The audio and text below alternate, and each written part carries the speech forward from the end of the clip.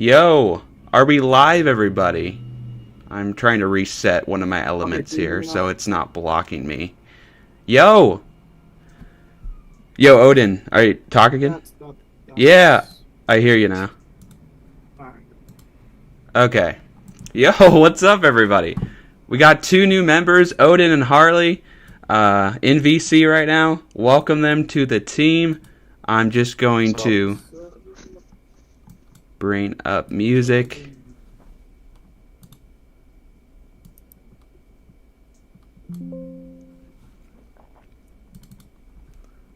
Okay, let's see. Alright, just double checking everyone can hear me right because the microphone is having some issues. Yeah. Okay. Guys, let me know if the audio is good. Yes, I am playing NORAD Christmas music. Let me know if it's good. It's probably a little quiet. I got a new mic. I mean, it's the same type of one, but my other one broke. So I rebought it, and the settings are different. Let me read chat here before we get into the live stream. Yeah, I know I'm like a minute late. Yeah.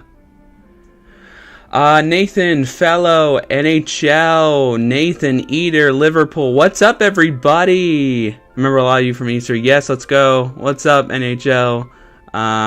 It's going great, Liverpool. You can probably, well, I don't know if you can tell because I usually use a green screen when I stream, or at least for the past couple years I have. But I'm in the process of moving. I'm in a different setup than I was at Easter. I'm still in, wait, it says no data. Is it frozen at all? Oh, I got it. It says no data. I'm on the stream right now. Oh, mine's perfectly okay. Okay. All right. Oh, good. Excellent connection. It says now. Okay. Problem a second of the summer stream. What's up, fella? Yes, glad you're here. Awesome. Glad you had an awesome vacation in NHL. But yeah, anyway. So I moved. I'm in LeGrand right now. I used to live a half an hour from LeGrand, and now I'm in a rental in LeGrand right now. I'm moving to Idaho next month. So definitely a different experience for Christmas for sure. I've lived in Oregon for, since like 2014, really. Yes, I'll be at, right now I'm at my old place, I was at 3,200 feet. Right now I'm at 2,700 feet. And then I think in Idaho, I'm moving to the Pocatello area, which is right here. I believe it's like maybe 4,000 feet, 4,500 feet, somewhere in there. Yeah. Yeah, so in, I can say this now as I don't live there anymore. I typically don't say where I lived before, like an actual like town out of like the area, because to protect my privacy and all that. But I don't live there anymore. So guys, I lived in Somerville, Oregon, which is 20 miles north of LeGrand. And up there we usually get 60 to 70 inches of snow per season on average. LeGrand is like more like 40, really. And then I know it's snow central, really. And I'm with Pocatello, I'm still going to be getting like at least what I got up in Somerville. So more than LeGrand, but probably the same as Somerville. So probably a good 60 inches at least per season. So I'm excited for that.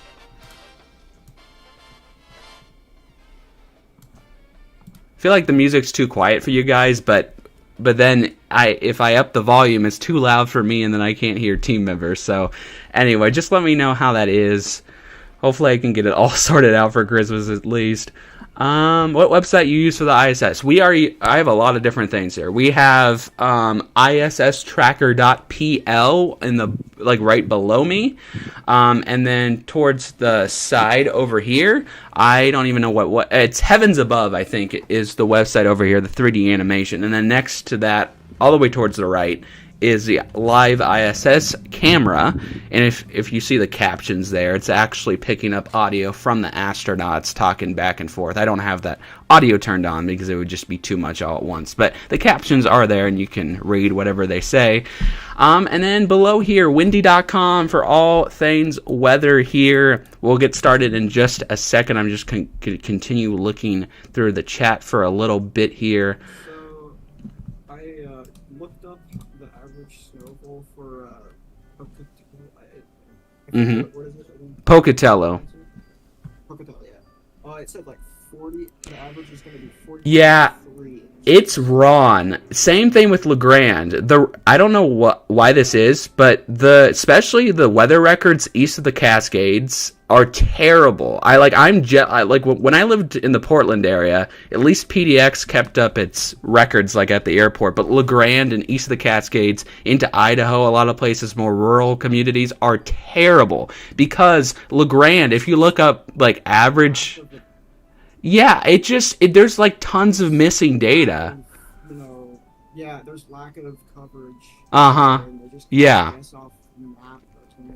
Yeah, and that's the issue because you think if the National Weather Service would have all that missing data, they wouldn't average out the years that have missing data as 0, but they do that for some reason. So if you look up like LeGrand, some sources say LeGrand gets 10 inches of snow per year, and I think the Weather Service is closer to 20, when in reality it's 40 by my findings. So it's like, yeah, and I think same with Pocatello too. I think it's closer to 60 more than 40 to be honest, but yeah. I'd even a little bit more honestly. Probably. At elevation. Yeah. Excited for Christmas already. It's only July. Let's go, Liverpool. Yeah. NHL. Now, honestly, this is like the first summer in a while where I have not gone on vacation, just because moving and everything's been hectic, and I still got, originally, it was looking like mid-July. Originally, I was going to move to the Pocatello area, and then the rental that, because basically our plan is to either purchase a house or build a house. But until then, we're going to be renting in Idaho. And that rental was originally going to be available mid-July, and then it got moved up to July 1st. And I was like, oh my gosh, we can move there next week. And then all of a sudden it got pushed back to July 18th. So I'll be in Oregon at least for a few more weeks. But definitely by mid to late July, I will be over there, it's looking like. So whoever's in the call is extremely quiet, Gabe. Oh, yeah, that's probably Odin. It's probably just the volume level. I have him turned up all the way, but I just think Harley's audio and my audio is higher than Odin. So, Odin, I don't know if there's any way you can maybe get a little louder. I don't know if there's any volume control on your end or anything. Let me try. Okay. Eater of Worlds, I'd probably recommend NORAD over Master Trackers, whatever that is. Oh, yeah. Master Trackers, I saw their Easter Bunny tracker too. They basically just copied Tepsi route from 2024 and then called it a day for this past year. So I would agree with Harley on that. Same with NORAD too. Alright, I tried to turn my mic up a little bit. I don't know if that's I didn't see anything about turning. Yeah, I don't know.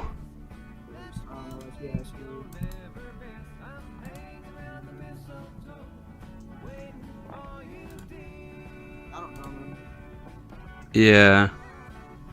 It's still kind of quiet, but at least it's only a summer stream, but still. I know a lot of times Andrew also had a quiet mic, especially on the summer stream for some reason. I don't know why, but let's see. Okay, let me catch up on chat again. I swear we will get into the actual content for this stream. I just like catching up on chat and saying hi to you guys, since it's been a couple months now. How long are you going? That's a lot of snow. Yeah, I know. Went on holiday May 3rd. Awesome, fellow. Why are you streaming today? This is our annual summer stream that we do. Obviously, our main mission is tracking Santa and the Easter Bunny, but we also like to track ISS and weather in the summer for a few hours each year, so that's what we do. I'm doing good, fellow. Hope you are too. My summer's been good in NHL. It's just been like busy, a little stressful with moving and everything. Since like I said, it's like in parts because our house sold really fast in Somerville, but yet like we weren't ready to move, so we kind of just had to get this rental still in LeGrand for, you know, at least several weeks before we move over there. So that's kind of how my summer's been, to be honest. Who's on a... Oh, I already read that. Should I use... Oh, yeah. Harley already read that. Yeah, definitely NORAD Eater. Oh, good, Elf. Welcome. How are ya? So, yes. Weather and ISS, Wanny. We literally... that's just, you know, something we like to do every summer just to kind of say hi again and kind of build up hype for, you know, at least something during the summer, since our main mission is Christmas and Easter. What's everyone's plans for 4th of July? Great question. I don't really have much plans, to be honest. Yet, the funny thing is, there's been because I'm in LeGrand now, and there's fireworks, I swear, going off, like, every week for, like, the past month. Like, right next door. I'm like, yo, it's not 4th of July yet. They completely banned fireworks for PBS. Yeah. Like, it's because they didn't want a 2020 repeat, which honestly... Yeah, I get that. You know, like... 4th of July, come on. Yeah. Well, I live in the UK, so I'm not really going to be doing anything. Yeah. I mean, that makes sense, because, yeah, it is Independence Day. Come on.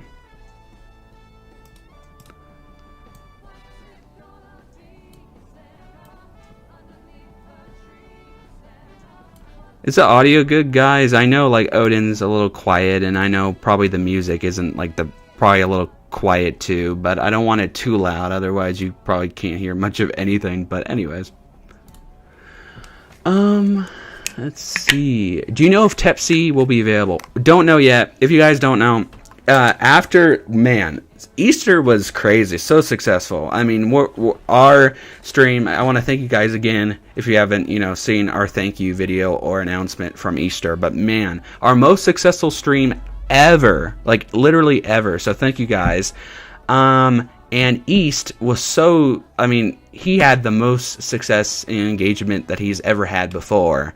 I think he got like over 100,000 views on his Easter stream, which is crazy. And because of that, he's looking into trying to make Tep C public again for next year. No promises yet, but he said he's looking into ways of getting the cost lower on Tep C so he can run it again. So again, no promises, but hopefully it will be public yet again next year.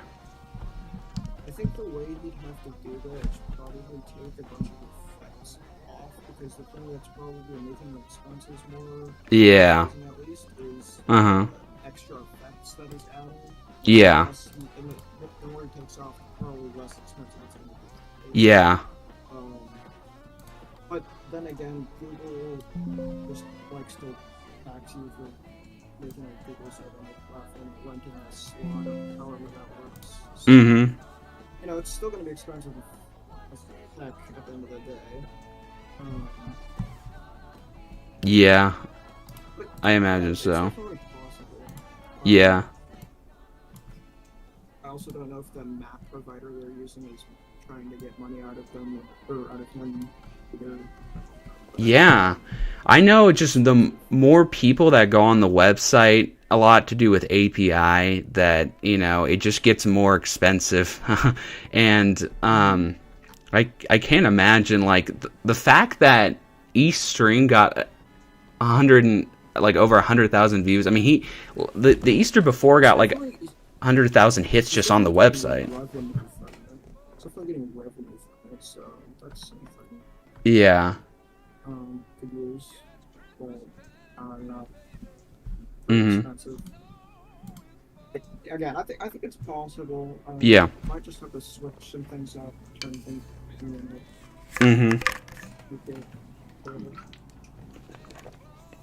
Mm-hmm. Let's see. Let me catch up on chat again. Happy birthday! My birthday's December 4th, NHL. Michael just tried to put in the ETA for South Nevada, but it just came up with Easter Bunny, and it just said Oh yeah. 2 months, 8 hours, 10 hours ago. Where? Oh yeah. So yeah, that's right now. It's supposed to be like that because it's going to take me months to get ETAs going for Santa. So if you want to do ETAs, there are going to be Easter Bunny ETAs. If for the fun of it, if you want to see how long ago the Easter Bunny delivered to specific places this year, like, this past April, you can, because I haven't changed them over to Santa yet, because I start the very beginning process of that, but I mean, not even towards Nightbot yet, and I mean, it's probably going to take me till November until it's all good to go with the ETAs for Santa. So probably on the test streams in November, you'll be able to actually use it for Santa. But yes, right now, still Easter. What's up, Daniel? This year's Easter was definitely quite interesting for me, I'm not gonna lie. I had to basically, for once, actually use a stream to track the Easter Bunny this year, because there was no other accurate trackers out there. Yeah. I all the time I usually use raw tracking instead. For sure. Watching streams. This year I had to do the direct opposite because there was just not any accurate trackers. For sure, yeah.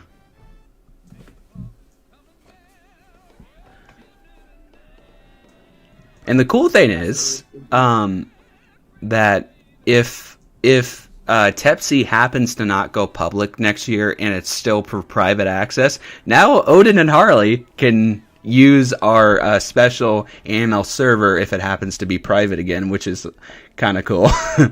that's gonna be amazing, dude. Yeah. I mean, I'm gonna be here for the streams anyway, so it doesn't even matter. For sure. Okay, I'm terrible at catching up on chat. Okay, one room is not you in now. Okay, so I'm in a rental in LeGrand. I moved out of my old place. Basically I was saying it sold insanely fast.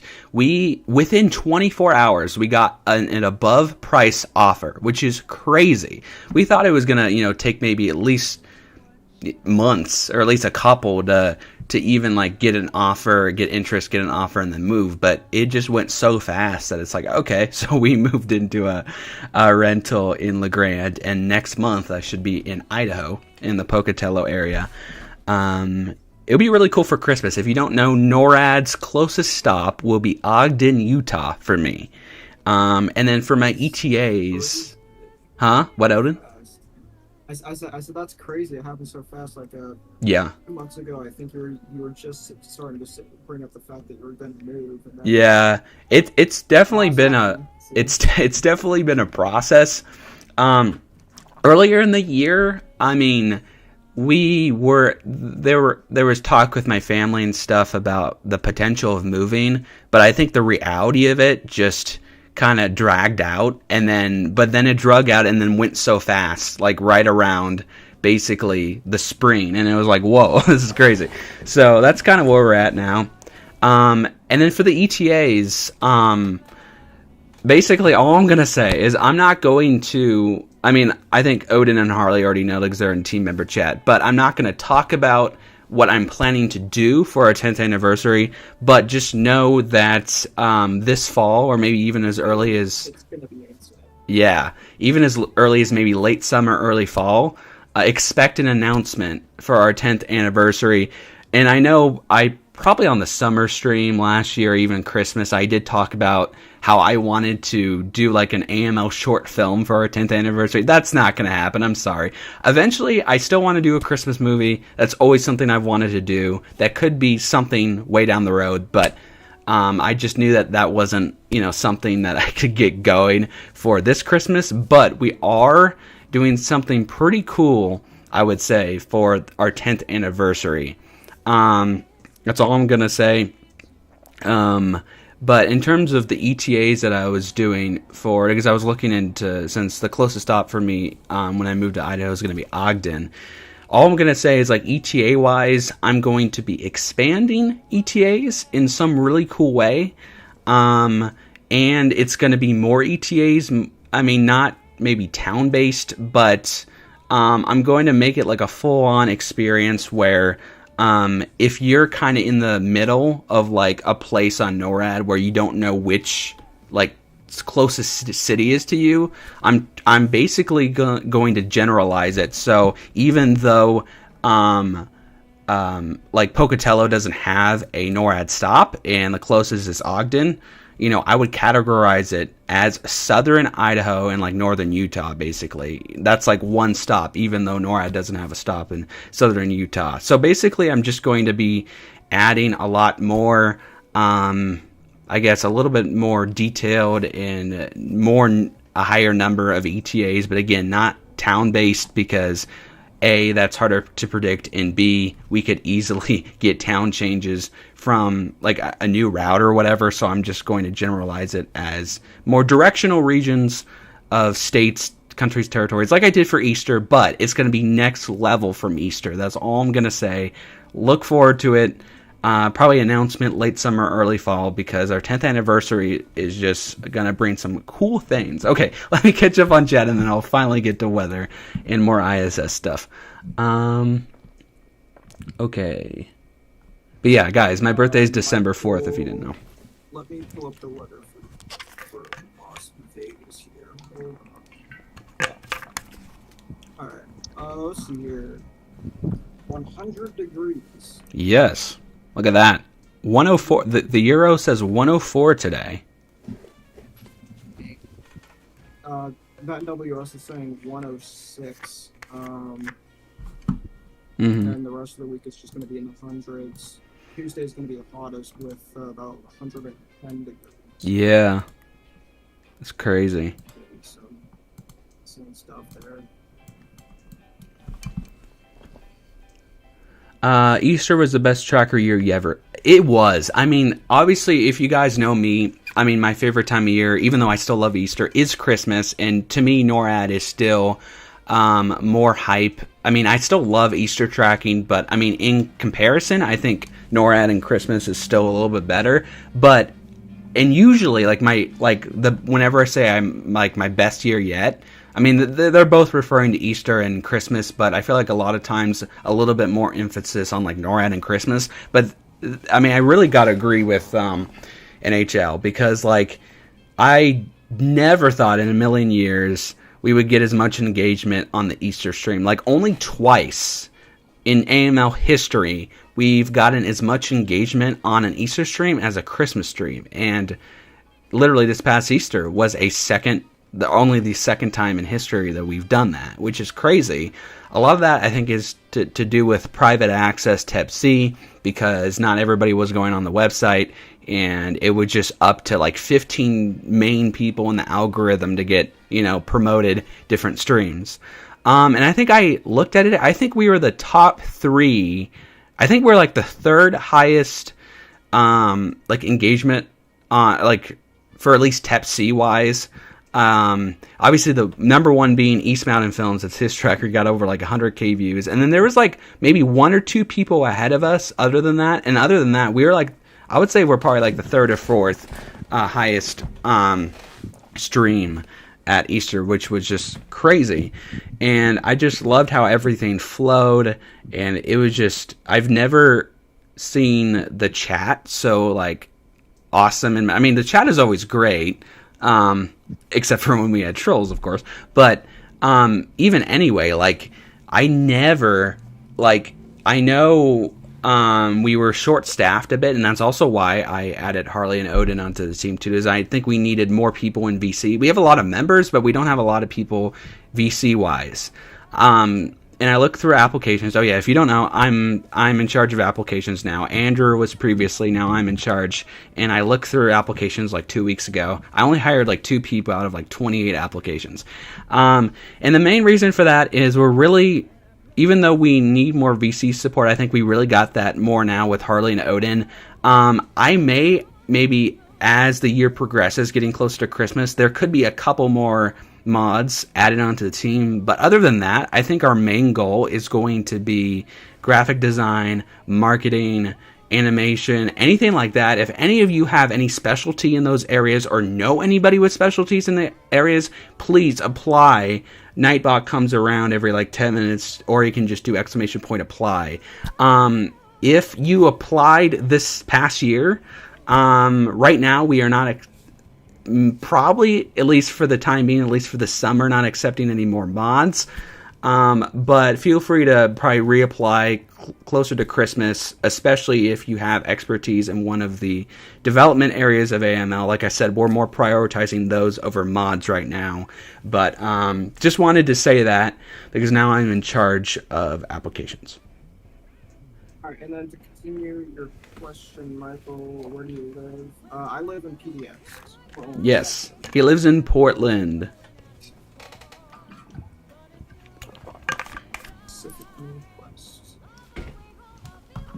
It's awesome having another Oregon person on the team. Because literally, I don't think we didn't even have another member in PST, and now we do, which is honestly kind of nice for a lot of different purposes with like streaming and everything.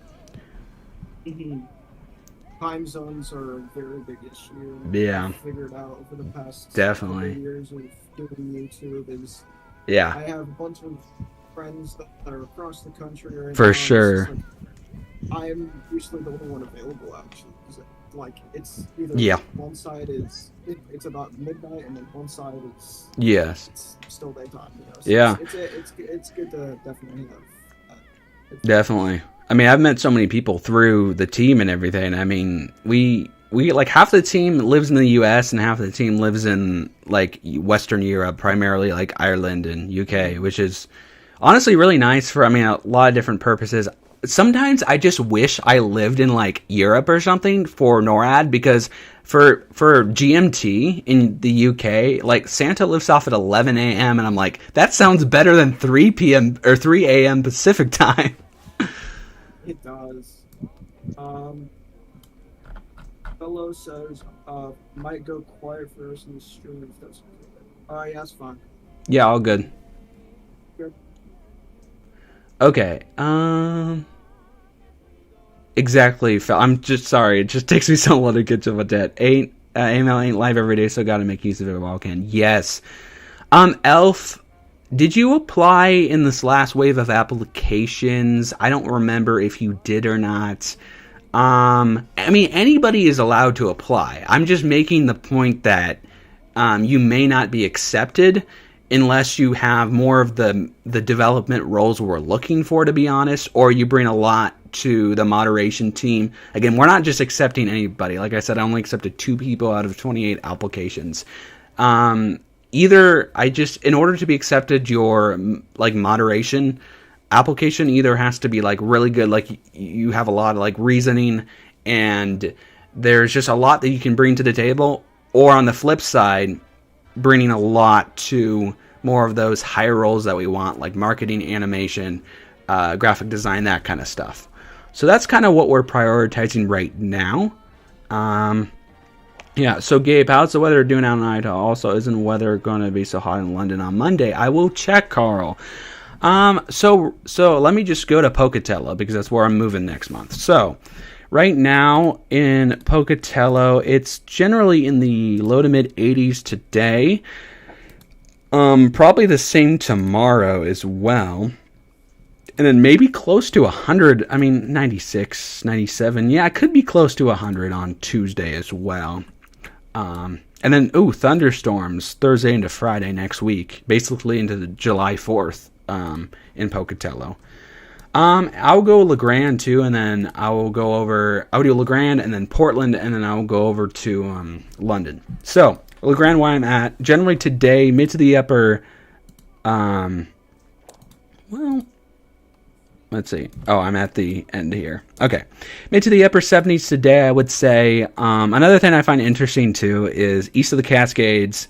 For some reason, the deterministic models, for some reason, have a bit of a cold bias east of the Cascades a lot of the time. So I generally have to go like more downscaled modeling, like the MBM or the GEFS downscaled, like MOS model, because for some reason, like it says the Euro 72 degrees today. That's not accurate. Right now it's like 73, and it probably will get up to 78 today is my guess. So that's kind of the weird thing about deterministic models east of the Cascades. I don't know what the issue is. I think it's probably just to do with terrain. And I also noticed, I don't know how much I can show this. I have a subscription to Weather Bell. I'll try to bring this down a bit so I can show you. While you do that, Michael says weather for Sioux Falls. I got the weather up for you. Euro says it's going to be about 80, around high 80s, maybe even some 90s. And then tomorrow you're going to have some low 80s, maybe 70s. The next day it's going to cool off. We're going to have some chances of thunderstorms going into from Monday to Tuesday. Or no, not Monday, Tuesday.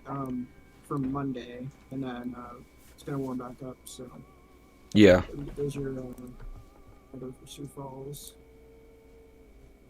Oh yeah, and then so this is kind of what I wanted to show you here. So my only guess for the cold bias on some of these deterministic models is the Cascades.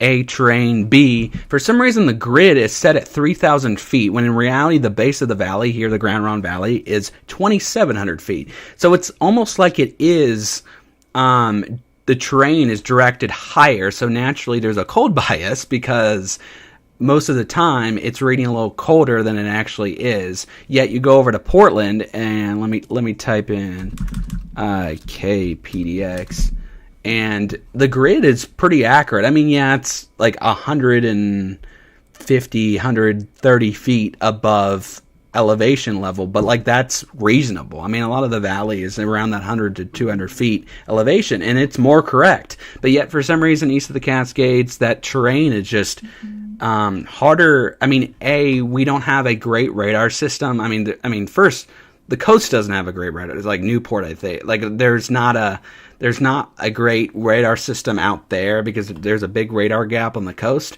So that's obviously some kind of hard. Only 2 radars. Yes. 2 radars. Yeah. And then there's one in PDX, and then the other one's way down on Medford. Yes. And honestly, it's just a big problem in my site, because I've over the past couple years I've seen severe weather uptrending for the west a little bit. Yes. Especially in the summer months and all that. And it's not like a big major increase, but like it's just like, you know, it's an increase. We've had about 2 slights within the past 2 years in a row. Luckily this year was a flop. It didn't perform. But it is going to become a problem if that trend does continue, especially with the gaps. Because yes. In that gap, we're not able to see it really well. Yeah. You know, just something to be concerned about for the future. Exactly. Another thing too is so Pendleton is another radar system. That's kind of my radar system to LeGrand here in Eastern Oregon. Why the heck is it picking up my location west of her? It's picking up my location in Boardman. I swear. I'm not in Boardman. I'm in LeGrand. The radar... Windy sometimes likes to do that. Yeah, I know. I've noticed that. I'm in the straight middle of Mountain. See, this is something I always say, because I know Google claims that they use like internet hotspots and IP address, and I always tell people, no wonder it's inaccurate, because literally, look, this is what it's using, and it thinks and like that's 2 hours away from where I am. But All right, then. yep. I swear I'm not lying, guys. I am in LeGrand right now. But yeah, what I was wanting to say is, so there's a radar system in Pendleton, which in theory, it's like, okay, that's fairly close to LeGrand, like, you know, just under an hour away. But the issue is the Blue Mountains in the middle. The radar system has a really hard time going over the mountains. Yeah. Yeah. I've noticed that when I was trying to, like, there's thunderstorms along the east, so I like to take a look at those and check if there's any like, severe stuff going on. Mm-hmm. And the problem I keep finding out is the radar scans, the radar beams are bouncing off the mountains and not bouncing it over them. Exactly. It's tough because then there's a ginormous gap, and that radar is kind of basically shortened down to like a smaller radar because of the mountains. No, yeah, So it's a problem. Yeah, I agree. I mean, when I still like watch Portland news stations and everything, and I hate like whenever. I mean, first of all, they don't really cover Eastern Oregon, which is like, I guess whatever. There's a station in Bend, but still, there's actually no Eastern Oregon. I mean, well, technically, I worked for an Eastern Oregon station. It's an internet station, not like a cable station. That's like the closest we got over here. I did the weather there for 2.5 years before I went back to doing it independently. But to be fair, I don't really have much time for that right now, or at least recently. But basically, that was like the closest we got. The closest actual news station is either Tri-Cities up in southern Washington, or it's down in Bend. Those are the closest. But on Portland, they don't, like I said, really cover the East very well. But when they do, they usually show radar that, like, if they're covering storms over the East or something like that. Yeah.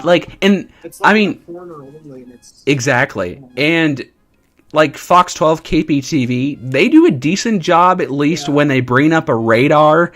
They have some good, like, different, I'll go into this in a second, but they have a good kind of a nice element on the radar that helps to show more of an accurate depiction of what's going on, like, towards the northeast corner of the state. But, I mean, KGW, for example, like, there's been so many times where I've been watching that, and they're just the bare bones radar that you get from like National Weather Service, and they just believe exactly what it shows. They're like, oh yeah, the precipitation cuts off right between Pendleton and LeGrand. No, it's not. It cuts off. It's not there anymore. Exactly.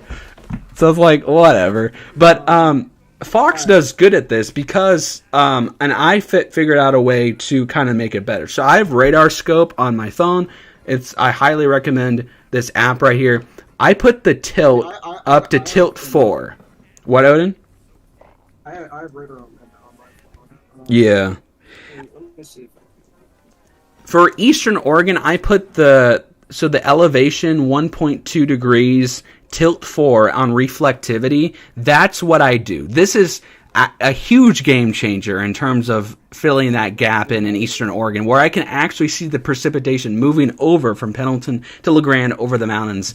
Highly recommend that. In Portland, I still keep it at tilt 1, because then the problem is if you go to tilt 4, then it dissipates like the precipitation in Portland, but I have to keep it at 4, tilt 4 to the east side of the state, because that way I can actually show or see the precipitation moving over the mountains, which, like I said, like KPTV does a good job doing. Other news stations, maybe not so much.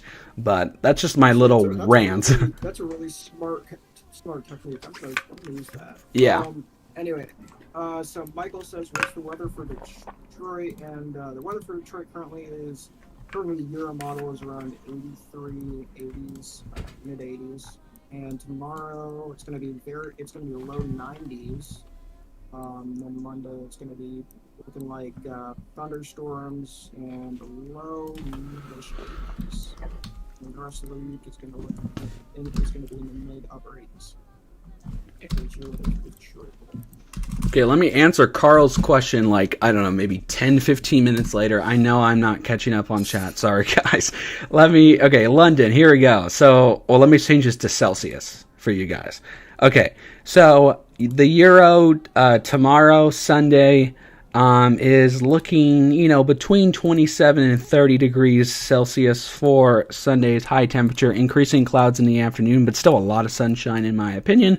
Monday also, I would say maybe just slightly warmer. We're talking, 30, 31, 32 degrees Celsius, more sunshine.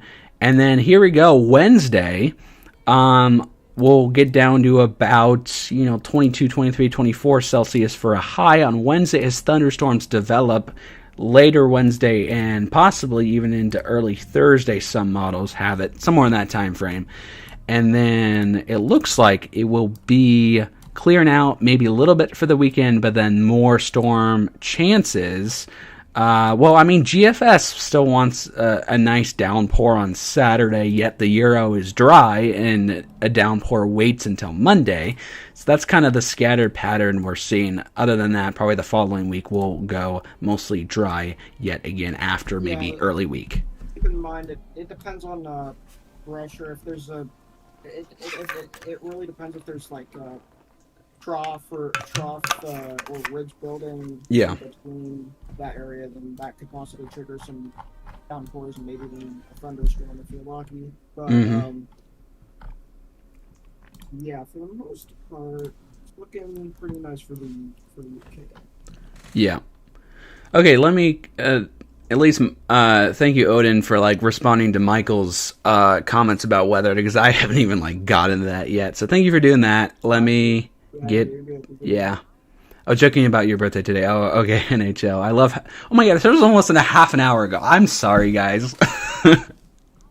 What's up, Billy? Welcome.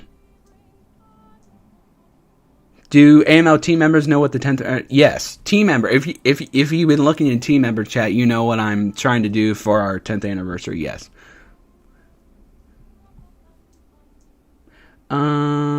My computer died, so I didn't hear about the application question. Oh, I mean, you can reapply, but just definitely you're not guaranteed to get a spot. Like I said, we're really prioritizing at this point, after I got a couple more people on the moderation team. We're really hoping for people in either that have experience with animation, marketing, graphic design. So if one of those suits you, then I would say definitely apply.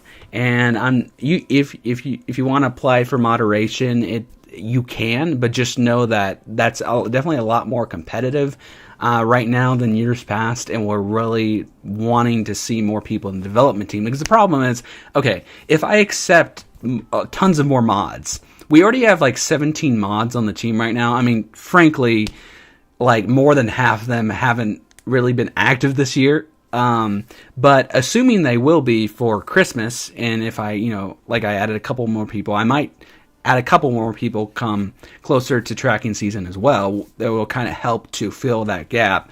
But that's, kind of where we're at, because if I go much more than that, I don't want to have 30 mods and then 0 people on the development team, if that makes sense, or more of the higher arc of AML of what we want to do. Ran into that problem on my streams and stuff like that too, especially on Discord. You're hiring everyone, hiring good people that you think are going to be doing a good job, and then there's about a 2% that are actually kind of doing what they're supposed to do, and the rest is exactly. And that's that's also why we're pretty particular on who we choose, because if you guys have been watching for a while, some of you I know new, some of you are older, but the big 2021 fiasco of AML, we had a troll actually infiltrate the team, and that was kind of towards the beginning of our troll problem, and the kind of only way I was able to fix it is just kind of lock down our chat, which I still do a lot now. Right now it's obviously public because I'm not really worried, but come Christmas and Easter, if that chat isn't locked down, at least throughout, on and off throughout the day at the very least, it's it turns into a big problem. So that's why there's that, and also why it's harder for us to accept many more people. I think we're just a lot more cautious now because of what happened in 2021. And also, as we're getting older, we're realizing that we want everything to be more professional. Because it's one thing for me to, still be 13 and I'm, doing my thing. But, now that I'm older, I want AML to be more professional, if that makes sense. So it's not as just hectic as it was at our early days, if that makes any sense. That's really reasonable. Yeah. I wasn't here for what happened in 2021, but I'm just kind of playing it in my mind, and without yeah. Yeah. Let's keep things secure. Yes, exactly. Let's see. Oh, I think the strings. No. That's. Okay. Let's see. Not quite yet in Pocatello. The rental house is available right now, July 18th. It got pushed back a bit because the current renters that are renting that out right now, they're building a house and it got delayed, so they're actually staying at the rental longer than expected. I'm hoping it doesn't get delayed again. I mean, it could, I guess, because building a house is a process, which I understand too, because our target.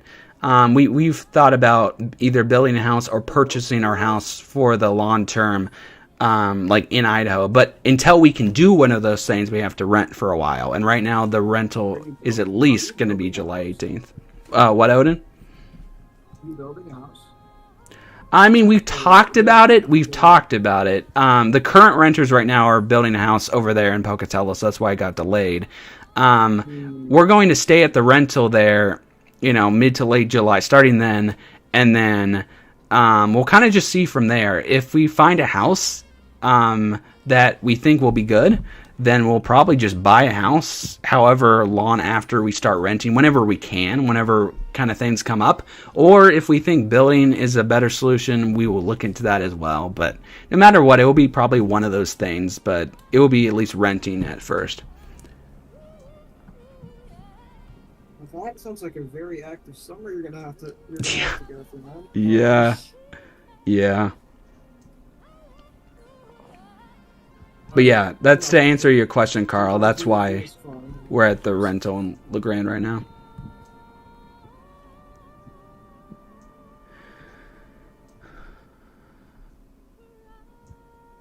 Awesome, fellow. So Billy, generally, okay, and I did edit this on the application because it was not clear. Like the application said, like you have to be above the age of 13. I know that almost seems like 13 or older, but in reality, I'm targeting 14 and older. So I changed the phrasing on the application, and then for some reason, it contradicted itself below and then said 12 plus. I'm like, what? So anyway, I changed that. So it's 14 or older. That's like literally what it's generally always been for the most part. I don't know. The application wasn't very clear. So I changed that. Google.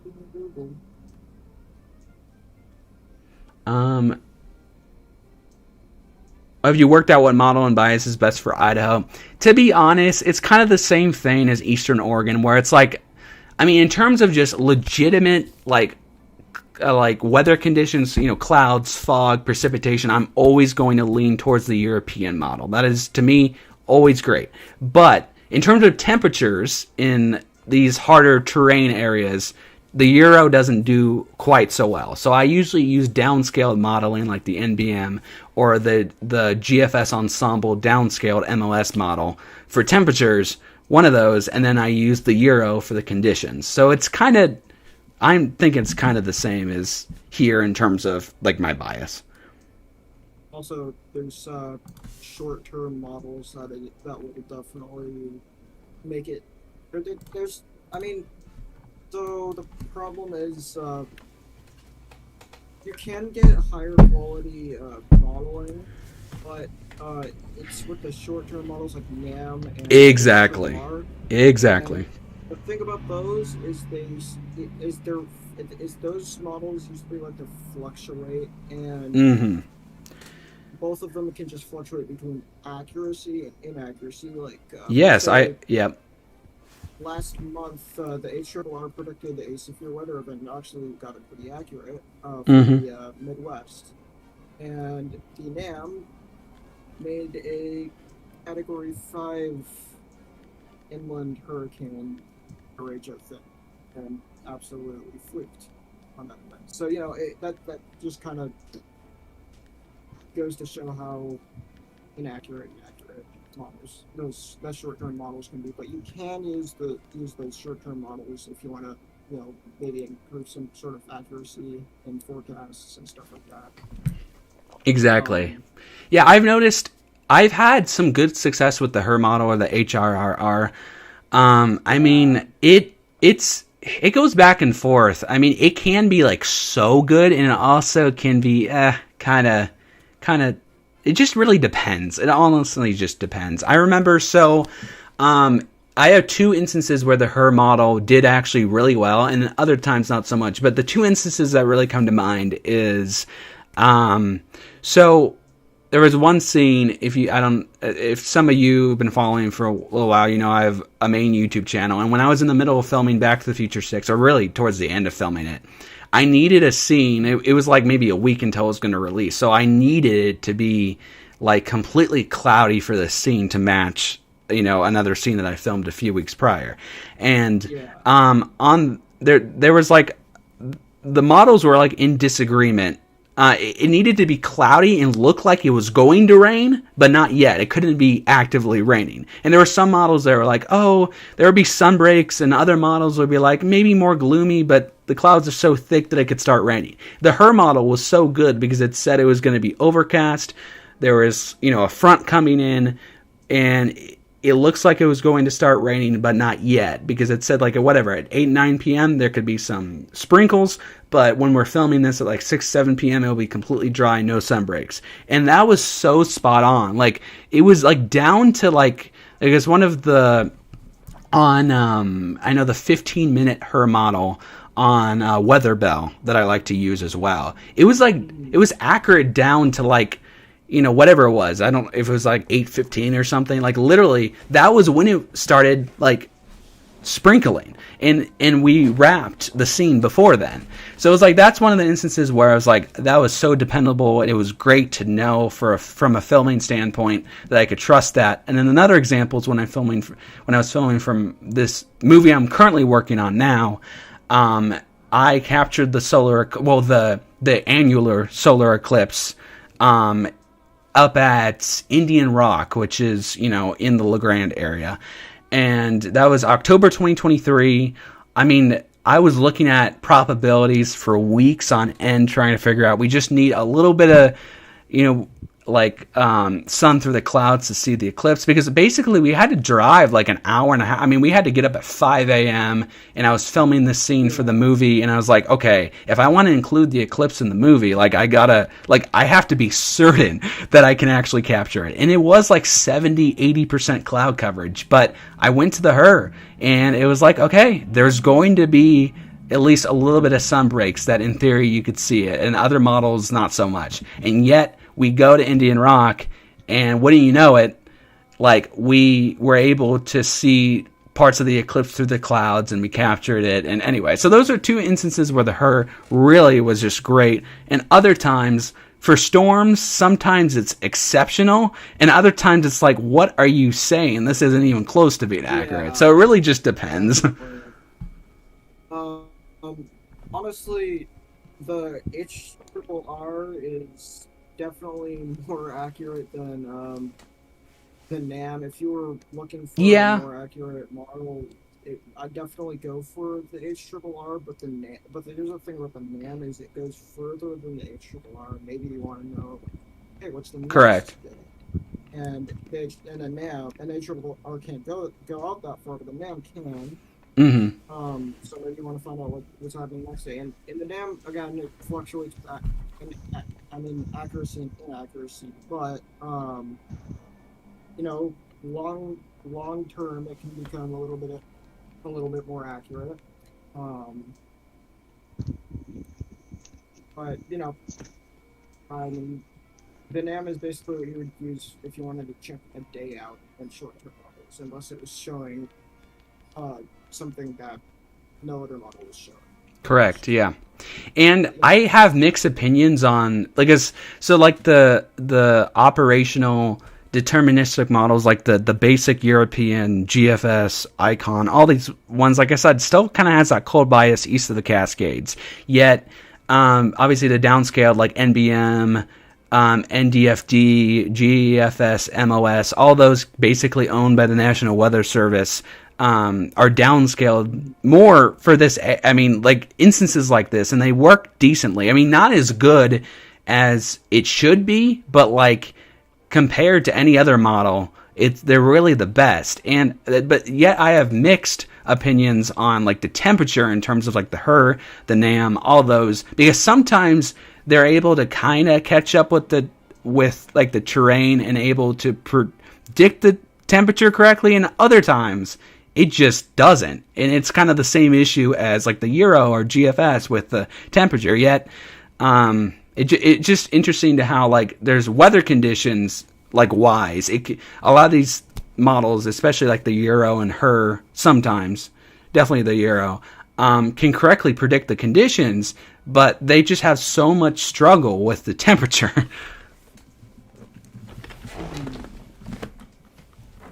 Yeah. So if it was short-term model, I'd definitely just go with the HRRR and not, you know, NAM. But I mean, if you again day out, maybe check it. I guess it's not really that. I mean, yeah, it's a fluctuating model. So, Yeah. I'll be right back in just a minute. I'm just going to go to the restroom. I'll be right back, everybody. sounds good.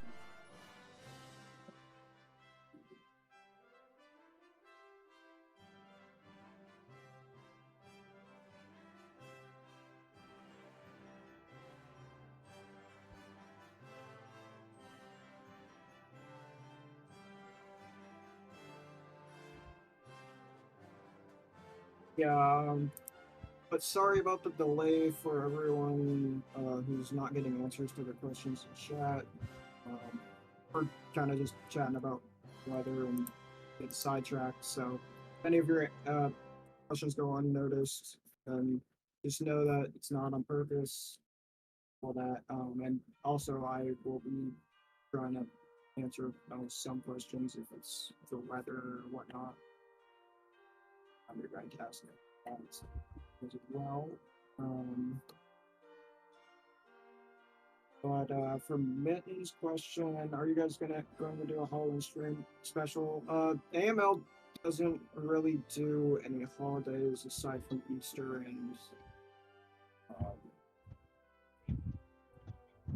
and Christmas, but in yeah, I don't know. I think only if we're only a 2 holiday kind of thing. Yo, I'm back. So the problem with doing other holidays is I think there's just like a mix of whoever celebrates that, whoever doesn't. You know, it's kind of a mix of that for Halloween. Um,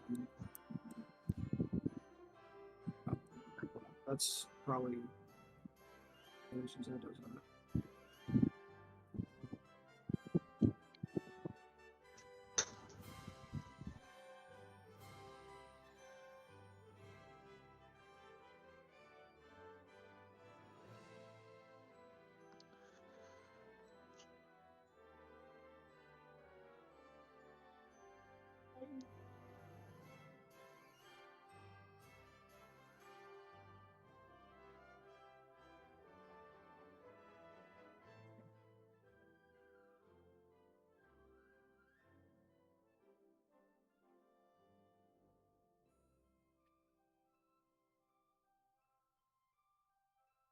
Um, yeah.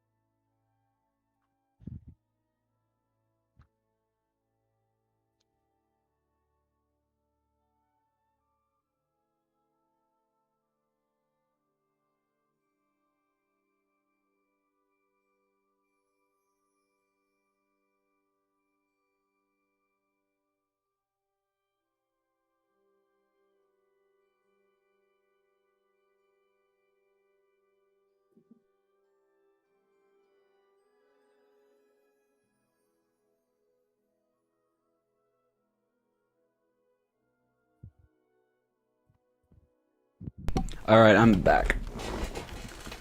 I think it's good. Okay. Yo, Acer, what's up? I thought this stream was going to happen until July. Yeah, we're doing it in June. It varies. I know Christmas in July, but like, I think one time we did it in June, one time we did it in July, and one time we did it in August. So it really doesn't matter what month. But I just figured might as well just do it while I'm still in Oregon, because when I scheduled this, I didn't know exactly when I would like go to Idaho and everything. So like I just didn't want to schedule it for July if I didn't like know my schedule and everything. So I just played it safe and scheduled it for the end of June when I knew I would still be here.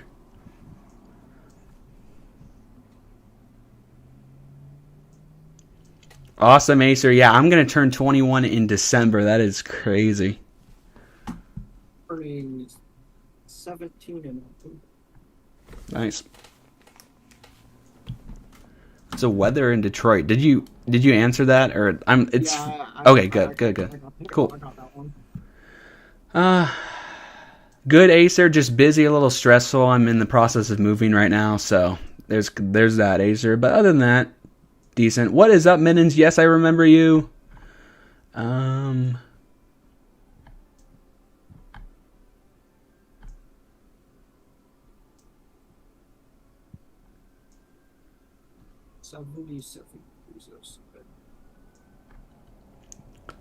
75 here. I think they said it was gonna get up to like only 75 for me. Oh yeah, let me. My weather station. Oh, what weather station do you have? I have accurate. Oh, nice. That weather. So I got I a. don't know. Sometimes I don't know how accurate weather stations are, but Yeah. So the one in my room right now is actually the one I got from Santa in I don't even know, 2017, 2018. It's a La Crosse weather station. It's okay. I actually got a new weather station for Christmas. I installed it. I got it early and got it like installed like December 22nd. It's a Tempest weather station, which is, I love it. I had it installed. Yes. The Tempest ones are really accurate, but the thing about them is it's so crazy, man. Like, I get that. The only reason I got it is it was like December. My birthday is December 4th, so I went over to my grandma's and she just asked me, "Hey, what do you want for your birthday?" I'm like, I don't honestly, or even for Christmas, just in general. I'm like, I don't really want much. I mean, I usually just say cash, whatever. And she's like, just think about what you want. And I'm like, well, for years I've been talking about I probably want a new weather station. And she's like, how much is it? And then I just started looking into it, and then I was like, it's like $300. And she's like, okay, I'm gonna write you a check for $300. And I was like, okay, thank you. So anyway, my dad and I installed it December 22nd, but then I had to uninstall it like just a few weeks ago when we moved out of that house, and now I have it packed away that I'm going to install at our next place. But right now I just put up the La Crosse one, my old one that Santa got me several years ago, to at least know, because there's not AC in this house. I mean, to be fair, my last house up in Somerville didn't have AC either, but I had a window unit that I had in my studio it was always great for like streaming. But like, this house that I'm renting right now, it's a bit of a construction zone because it's a bit of a fixer-upper, and there isn't like really a place to put in even an AC unit, and I can't open like all the windows, just like the ones outside in the living room. But so I at least wanted, huh? I said the indoor temperature must be insane. It was, and so I wanted at least the La Crosse weather station so it could give me an idea what the temperature is outside to when to open the couple windows I can in the living room. Because like I didn't have like I don't have a great way for temperature stuff like in LeGrand. I mean, because like the Weather Channel, weather.com, the app on your phone, I mean, it's usually inaccurate when it tells you the weather, and the weather service. The thing about it, the apps are getting direct information from the NWS. So yeah, correct. That is the correct temperature for yes, NWS. But exactly. Portland, it's probably completely different. Exactly, because So, you know. and I didn't really like realize the extent of this until I just moved downtown a few weeks ago. Because up in Somerville, I mean, like it's snow central, like up there in the winter. Like it's like a vortex, as we're like right against the mountains. It like gets probably 3 times as much snow as LeGrand does on a yearly basis. I mean, and even though it's pretty close, it's at the right elevation. It's only 500 feet higher, but a lot of it's just the direction of how it's placed against the mountains and how the wind flows towards like LeGrand or versus Somerville, and it's all that. But at least for like here, like when I did all my forecasts, like even forecasting for EO Live TV, the internet TV station in LeGrand, I mean, obviously I base all my data on the airport, which honestly gets really cold. But I've noticed, like, especially during this last heat wave, I mean, I would say it was kind of our first heat wave of the summer, like a string of 90s, particularly I think that was like 2 weeks ago, when it was like the worst, at least here. But it, like the low temperature at LeGrand was like 10 degrees cooler for an overnight low than it was here. So if it was 55 at 6 a.m., it was at least 65 here. And I was like, great. So that's going to be great sleeping. Yeah. But yeah, long story short, we actually, like, we knew that that particular night would be really, because I was looking. Oh, and luckily there's a Tempest weather station just down the street. I don't know if you know, but like on Tempest, like once you get like a station, it shows you an entire world map with everybody. Yeah.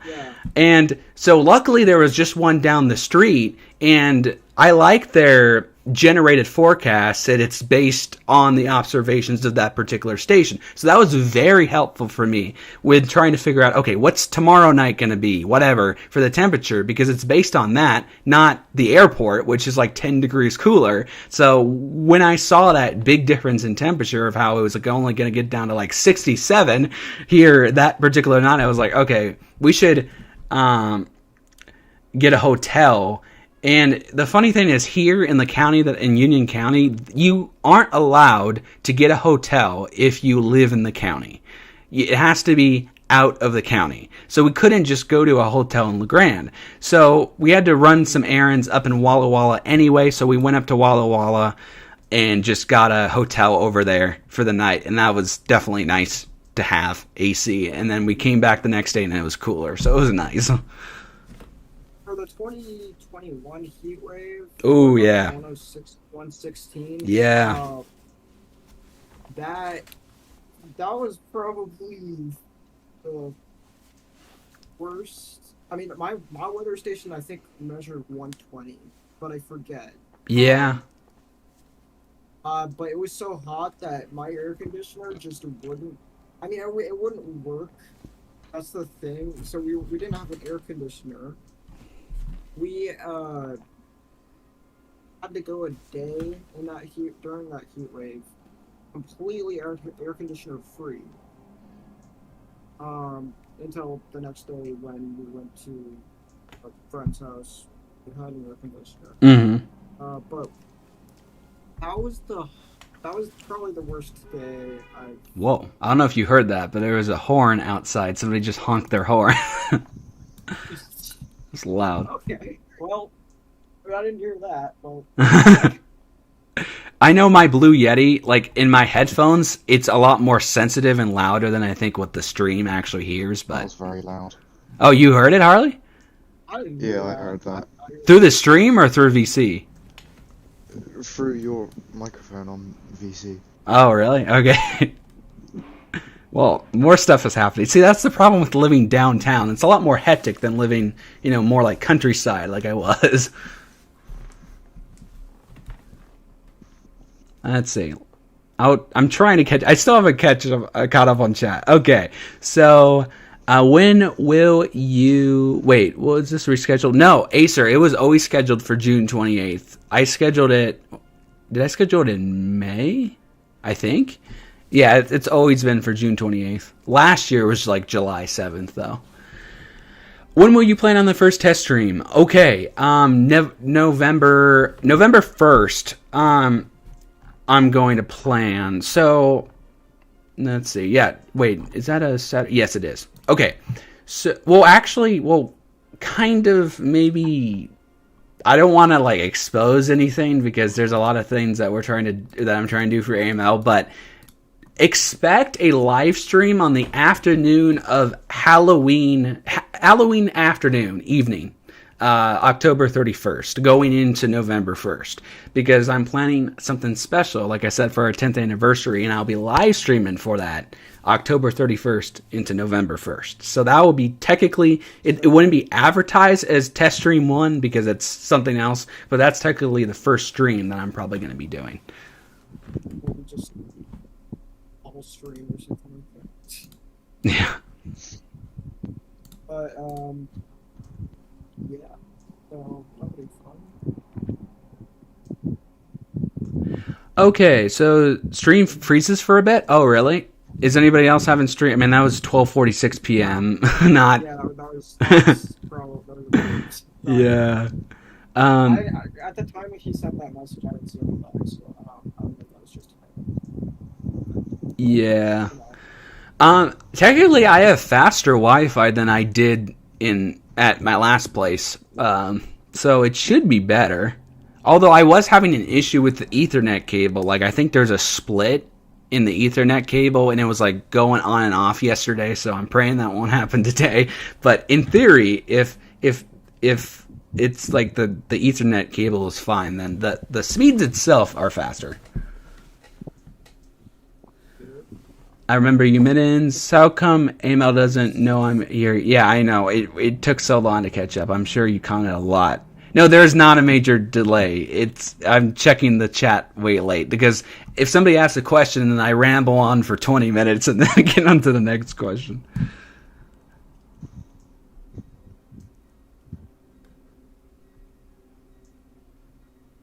Yeah, it took me a while, a little bit, Acer.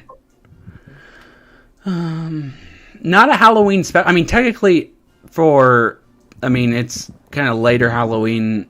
I wouldn't call it a Halloween special, but I mean, technically, if you live in the U.S., it will basically fall on Halloween. I'll probably even start the stream. I don't know. I'm just purely guessing here, but maybe we could do some sort of countdown Halloween thing. Yeah, that's true. We could. I mean, it depends on what y'all want, but yeah. I don't know, what everyone has time for, because I'm definitely going trick or treating. Yeah. Like we could start it like the day before Halloween and have it.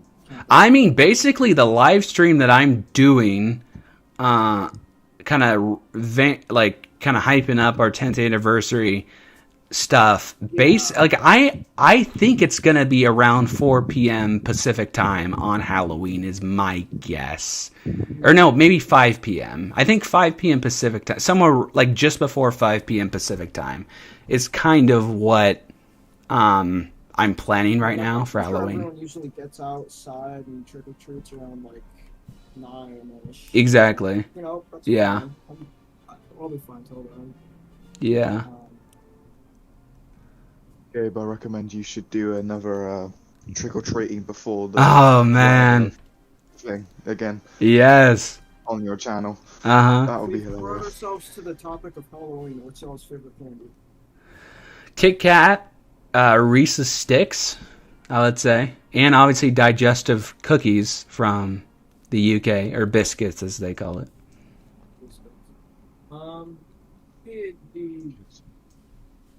I don't know, man.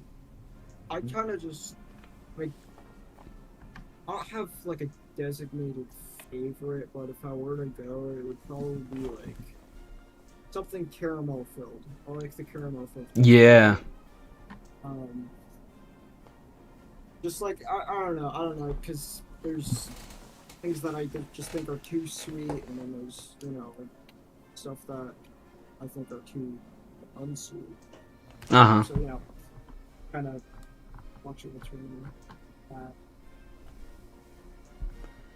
Oh, to answer Acer's question, this is something I wanted to get into too, so thank you for bringing this up, Acer. So Acer says, I'm hoping we get a new NORAD site. I've been saying this for 5 years now. From 2022 this year was a downgraded version of the site we had before, and for 2025 I'm hoping for something new, like 100% original for the 70th anniversary. It's kind of boring at this point. I understand, but I also like that NORAD is, I guess, prioritizing, especially this past year, stability over, like, I don't know, what would you say, quantity, I guess. Because I know the big crash of 22 and 23, really, they did so good this past year with crashes, or not really having crashes, even though they maybe didn't add much to it. But speaking of that, I'll let Odin speak first if you want to say anything. But after that, I have some stuff that I want to talk about NORAD here in just a second. Yeah, I feel like NORAD definitely needs, at least in terms of graphics, they should switch up something. Agreed. So, like, Agreed. I feel like they shouldn't add any stops per se, like they did back in like 2011 and stuff like that. I feel like they should continue to have this, because here's the problem with stops is the fact that because Santa's moving 24/7.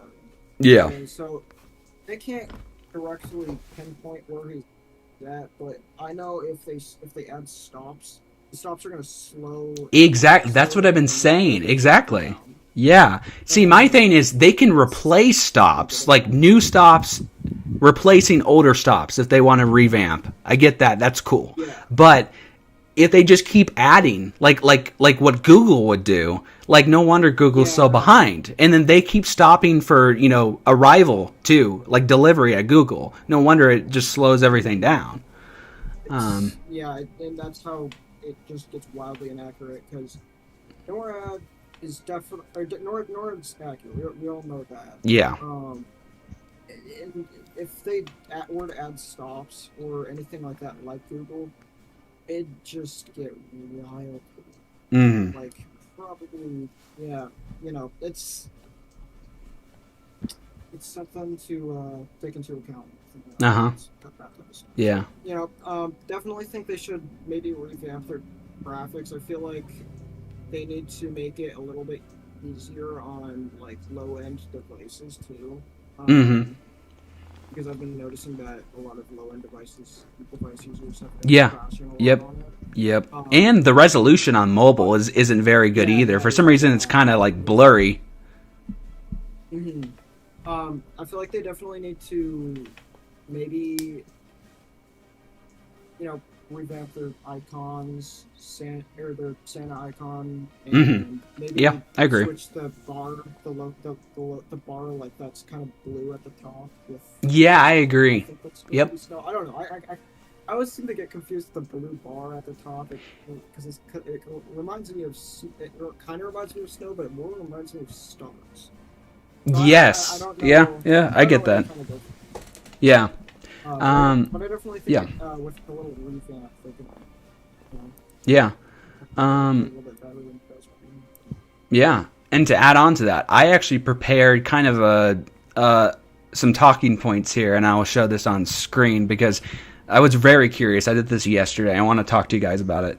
But right before I do that, just answer two more things here. Ben, welcome. How are you, man? Good to see your face again. Hope you've been well. How long is this stream up? Probably a few more hours. I can stream as long as you guys want me to. And then... Yeah. What's up, Leisha? Welcome. Awesome to see you again. The stream is freezing again? That was a recent comment or kind of recent comment from Acer. To me, it's fine on my end. I don't believe it's freezing. I'm looking at it on my end. It's just not. It's fine. Okay. I think if you're freezing up, make sure to check your internet. Yeah, I would say so.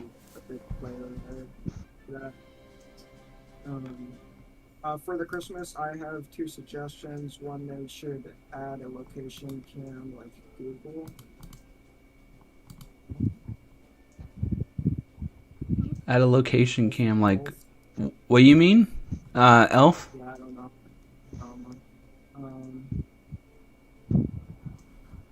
Internet. Okay. Well, Acer, it's been excellent connection for me, so I don't know what the problem is. What's up, Eater? Welcome back. Okay. Here we go. So this is what I want to get into. Very curious. Put this on screen here. So I went through. If you don't know, NORAD parted ways with Google in 2011. That was their last year partnered up together. Since 2012, they've been partnered up with Microsoft. I looked all this data up. I looked through archives. So based on a calculated average of NORAD x Microsoft changes from 2012 all the way to 2024, this is what I found. So some changes in route time, as in at least a few minute difference here and there. I mean, 70 to 100%. Every single year from 2012 to 2024, you at least get a few minute difference in route times. And I know 70 to 100%, that's kind of weird wording. It's because I only have like 9 documented full route years that I can confirm are changed by at least a few minutes or even more significantly, which would be 70%. The other remaining years, like 10, 11, 12, 13, like out of those 13 years, like the rest of them, the 3 remaining ones, I mean, I guess I could assume that they probably had a little bit of a change, but I don't know that for sure, and I don't want to just throw numbers without any support or like supportive hypothesis here, since I don't have access to the full route, because on paper it could look like, let's say 2016, for example, because I've noticed like between the mid to late 2010s, basically, the route was fairly similar. And I know some people will be like, oh, it's the same route. I'm not necessarily saying it was, because, like I said, if there's a small change, you're not going to see that just in highlights of whatever videos on YouTube. You really have to look at the route as a whole, and it's not like I have a full access to all that. So I would say at the bare minimum, 70% of years since 2012, there's some changes in the route, but assuming that the 3 years that I don't have full access to are also small changes here and there, it could be 100% of every single year. At least I know it's very documented ever since 2019. There's been changes, whether it be minutes or hours, since 2019. And before then, you kind of get lost in the archives and don't exactly know. But like I said, I can guarantee you somewhere between 70 to 100% of every single year since 2012, since they partnered with Microsoft, there are in fact changes. I know some people are going to be like, oh, there's not. There is. I have a full-on sheet that goes back several years, and there are changes, as I say, every year. And I know some people are going to be like, oh, 2024, that was a repeat of 2023. No, it wasn't. Go look on my comparison video I did back in January. Yes, it was probably pretty similar, but no, it was not the exact same. There are changes, as always, and I have so much proof of that. Anyway, so I was making that big point here too, that like averaged out, I mean, there is just most years, if not all years, there's a little bit of a change every year in the route time specifically. Okay, so there's the big point that you can expect every single year.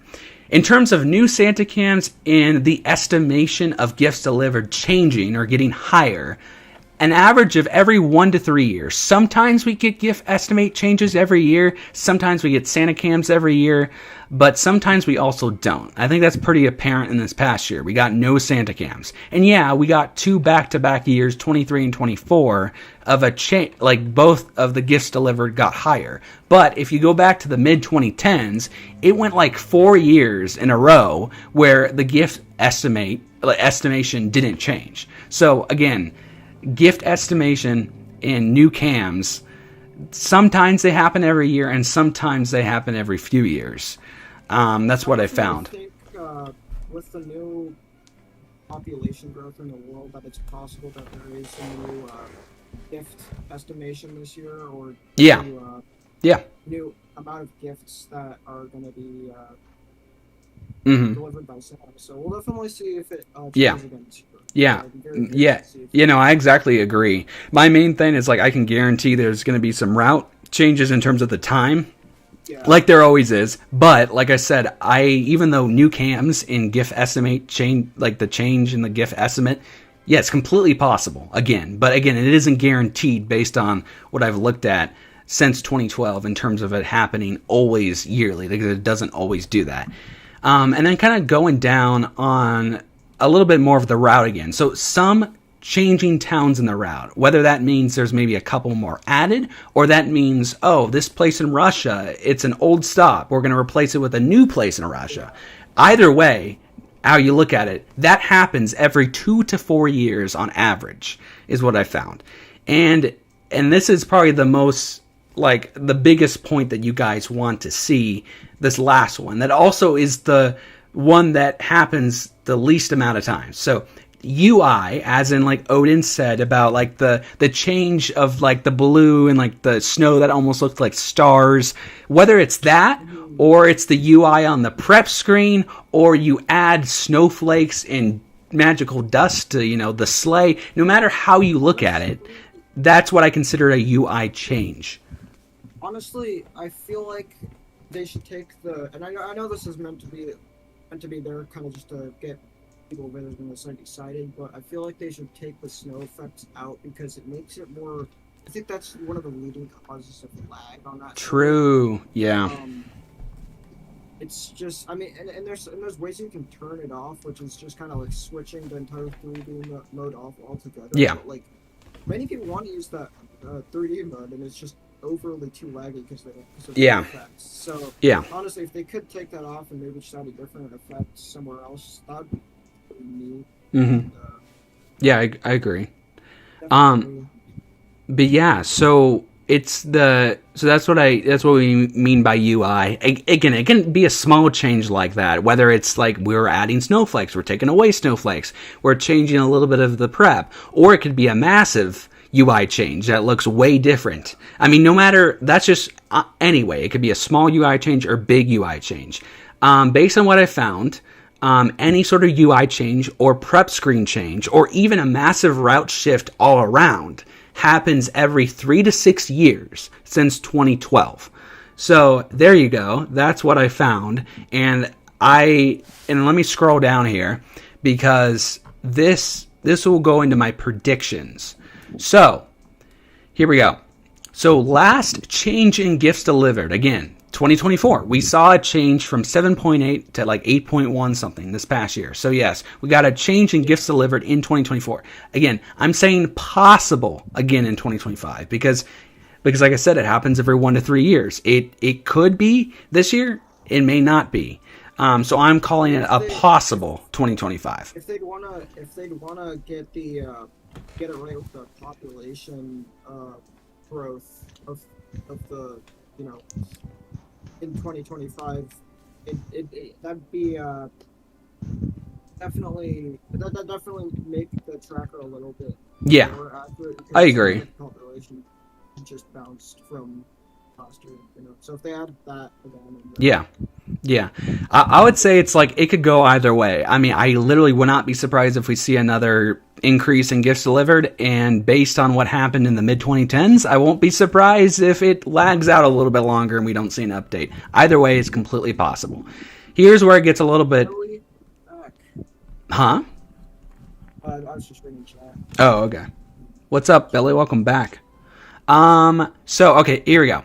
So that's my call for 2025 in terms of gifts delivered. Possible increase. Okay, let's go to likely.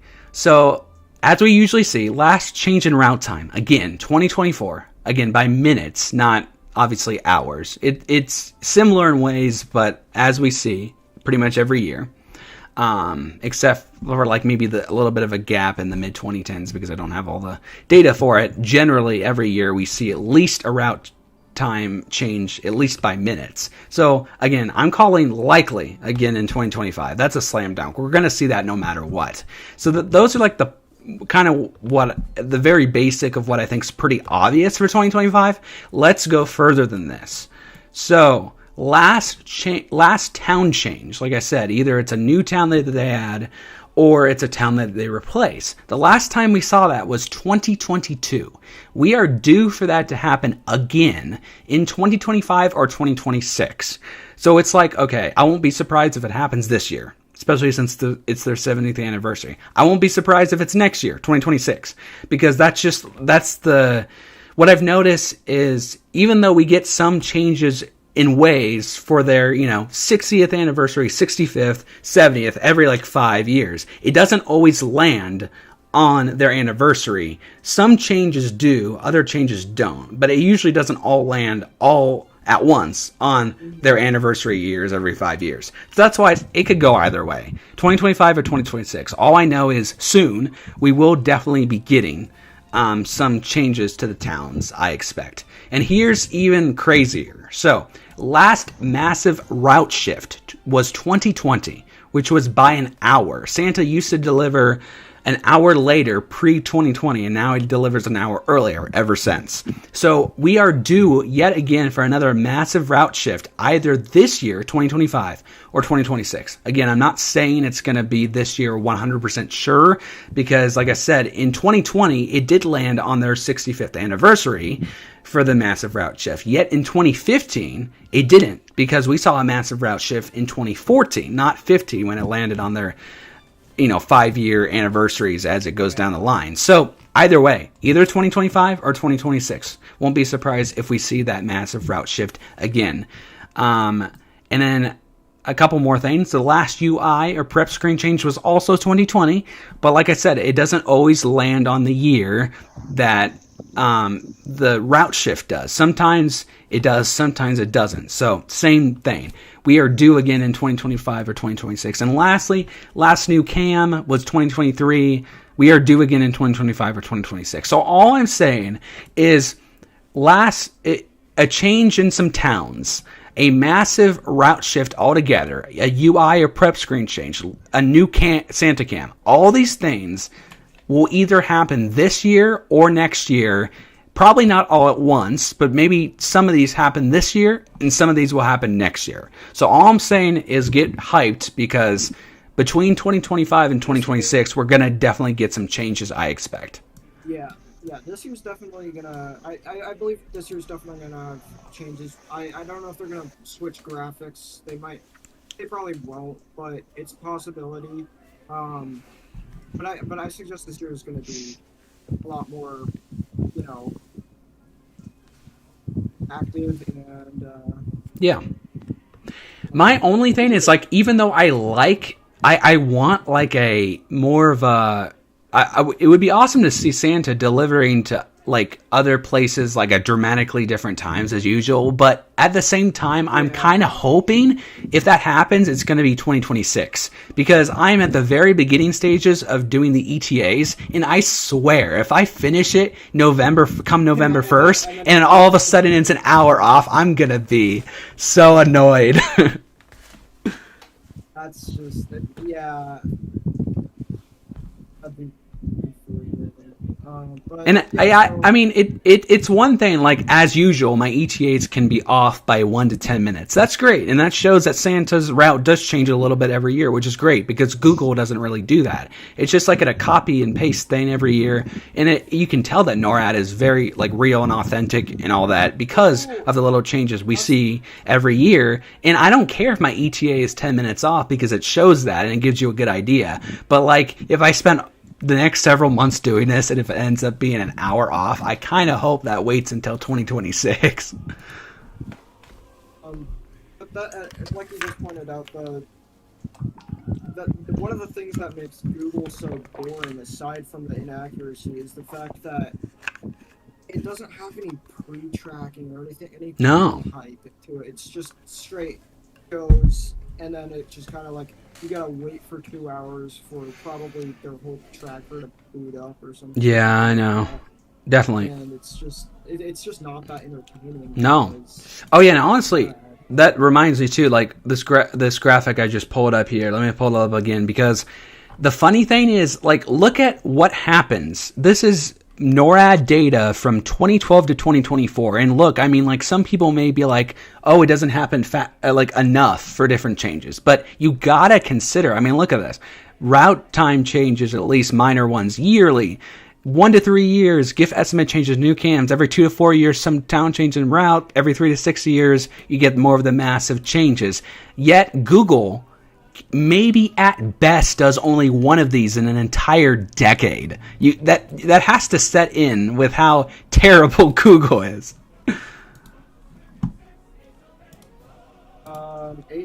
Acer says, so we won't have it anymore after 2030, and the bigger question is that in 2030 will Santa visit the new space station that's set to launch that year? This is a huge one. Interesting.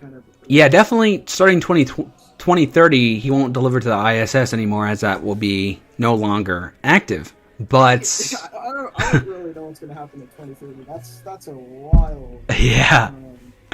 I don't know, Acer. I really don't know. I don't know if he would just stop going to the ISS or if he'll go to another satellite. I have no idea. It has been a year since I found this channel. Awesome, Billy. Thank you for watching. Anyways, that's my thoughts on NORAD. So hope you guys are hyped for something. Definitely flown by. Yeah, for sure. For some reason, it's like last year it seemed like the year was slow, or the year was fast, and this year it seems, for some reason, I don't know if this is just me, but it just seems like it's moving slower now. I don't know. Yeah, I get that. I'm not saying it's like a bad type of moving slower. I'm saying like it's just like, it just seems like I have a lot more. I don't know if this is because I've been working on myself as a person or whatnot. But yeah. It just seems like everything has been craving or something. I don't know. Yeah, I see that. It's. I don't know. It just seems like I have more opportunities this year. Yeah, no, totally. I did last year. So, no, yeah. That's good. That's good. Yeah, for sure. Let me catch up on chat here. But yeah, that was like my NORAD predictions, like kind of past stuff. So yeah, that's what I think. Let me catch up here. Second is I think it should, for cams, add 2 cams, so one is for NORAD, and but second they should grab the Santa shadow from their sea. I don't know what you mean by that, Elf, but check the weather from Malta. Hold on, let me pull that. Malta. Let's see. All right. It's. Oh, let me change this to Celsius. Generally, you could be like 30 degrees Celsius for Sunday, out that way, Elf, and sunny. Pretty much just sunny through the next 1 to 2 weeks, and that's basically the forecast. Yeah, that's in the middle of the Mediterranean, if I'm not wrong, or if I'm not mistaken. So, usually in the Mediterranean, there's a lot of straight raging because it's coming off of, because Africa and all of that is influencing that, and there's a lot of dry air. So, Malta, actually, in cases of, like, drought, they definitely need some precipitation, I'd say. So, yeah. Yeah, for sure. And an Elf, I get what you're saying with the Google Tracker where you can see the bottom right location picture, like the live feed thing. Yeah, that is one, I guess, kind of cool thing from Google. I mean, like I said, I don't like Google really at all, but I can see where it's coming from with that, Elf. I know NORAD at, like, I think it was between 2015 and probably 2015 through 19, I think.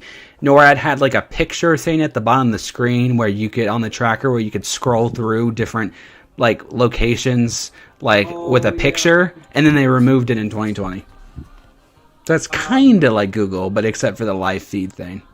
Lane says this Christmas tracking season is a big one for me. It will mark 20 years since I've been tracking. Well, that's crazy, Alicia. Yeah. So for me, let's see. I feel like this will be like my 15th or 16th year tracking. I started tracking, I know this may seem a little funny, but I started tracking in 2020 or 2019. Yeah. You know, I think I started tracking in 2019. Yeah, I started tracking in 2010, so yeah, I guess this would be my 16th year doing it. I used Google for a couple of years, and then I switched more accurate because of our accuracy and all that. But so good.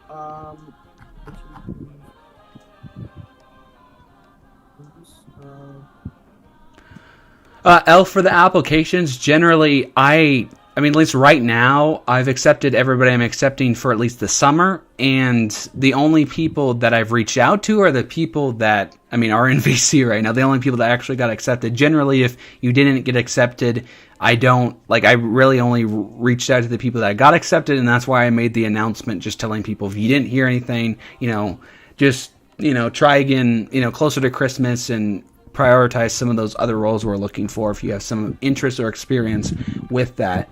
And in terms of Acer, I'm glad we didn't get any new cams last year for NORAD. They're saving all the newer ones for this year. Yeah, it's definitely possible, Acer. Because 2023 had a bargain new cams. Makes sense why they would save the new ones for this year. Who knows, maybe this year will be another bargain new cams, and I think that's why. Yeah, that's totally possible. And one massive thing we need to remember is that we only have five or four visits from the ISS. That was probably the reason why we had that massive route shift.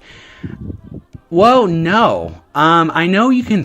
I can see why you think that, and I will say the ISS does have a role in how the route shifts around. I will agree with that, but that isn't necessarily true because we still had some changes by, a few minutes here or there last year, and yet the ISS was at the exact same place. And let me get more into that. Some people thought that it was a letdown for the ISS to be in the same place this year as the year before, but let me tell you something. I looked into ISS archives, and it has nothing, I mean, literally, if you think it has anything to do with NORAD, it doesn't.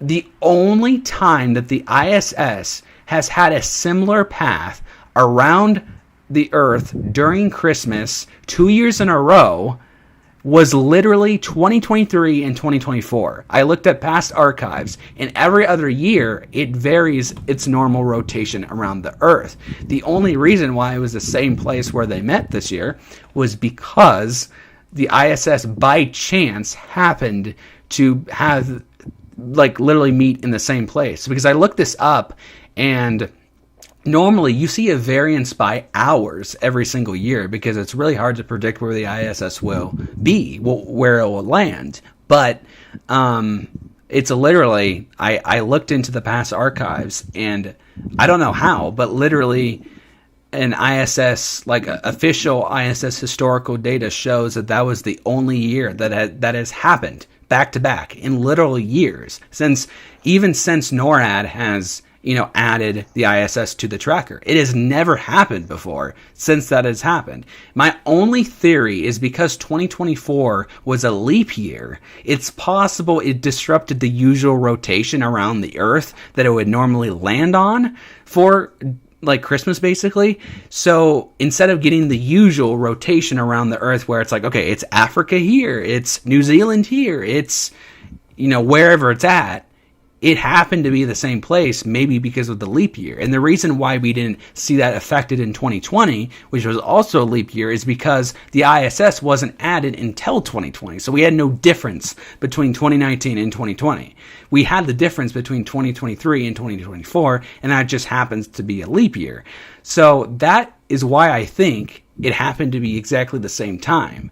Because I verified 100% accuracy that NORAD tracks the ISS in their precise location at the same time they're doing their tracker. It's not like it's a predetermined thing, not even remotely accurate in terms of it being a predetermined thing. It is 100% spot on of where the ISS actually is, because I looked at the past archives from NASA, and it literally shows that it just happened to be in the same place at the exact same time 2 years in a row. So that's what I found out from the ISS.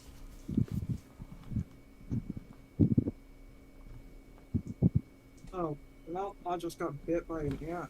Oh, that's nice.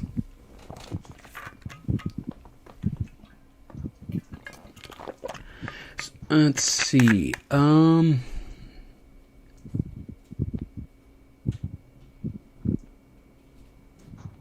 It's even possible the ISS may stick around for another year or so. If we're lucky, if new space station is delayed, we probably will have another year or two, but I don't see that happening. I'm sure it's going to be through like 2019 or 2019. What 2029? If the ISS stops in 2030, I'm sure it's going to be at least through 2029 in terms of how long we can track it for. Let's see. Let me catch up here. Where did I go here? 2012 Acer. Yeah, it was 2010 for me, which is insane. I mean, technically, yes, I know 2010 is is 10 years ago, or not 10, 15 years ago, but since it would be your first time tracking in 2010, it would be considered your 16th year, even though it was 15 years ago, if that makes sense. So then for that, it would be technically Acer's 14th year tracking, even though it was 13 years ago, if that makes sense.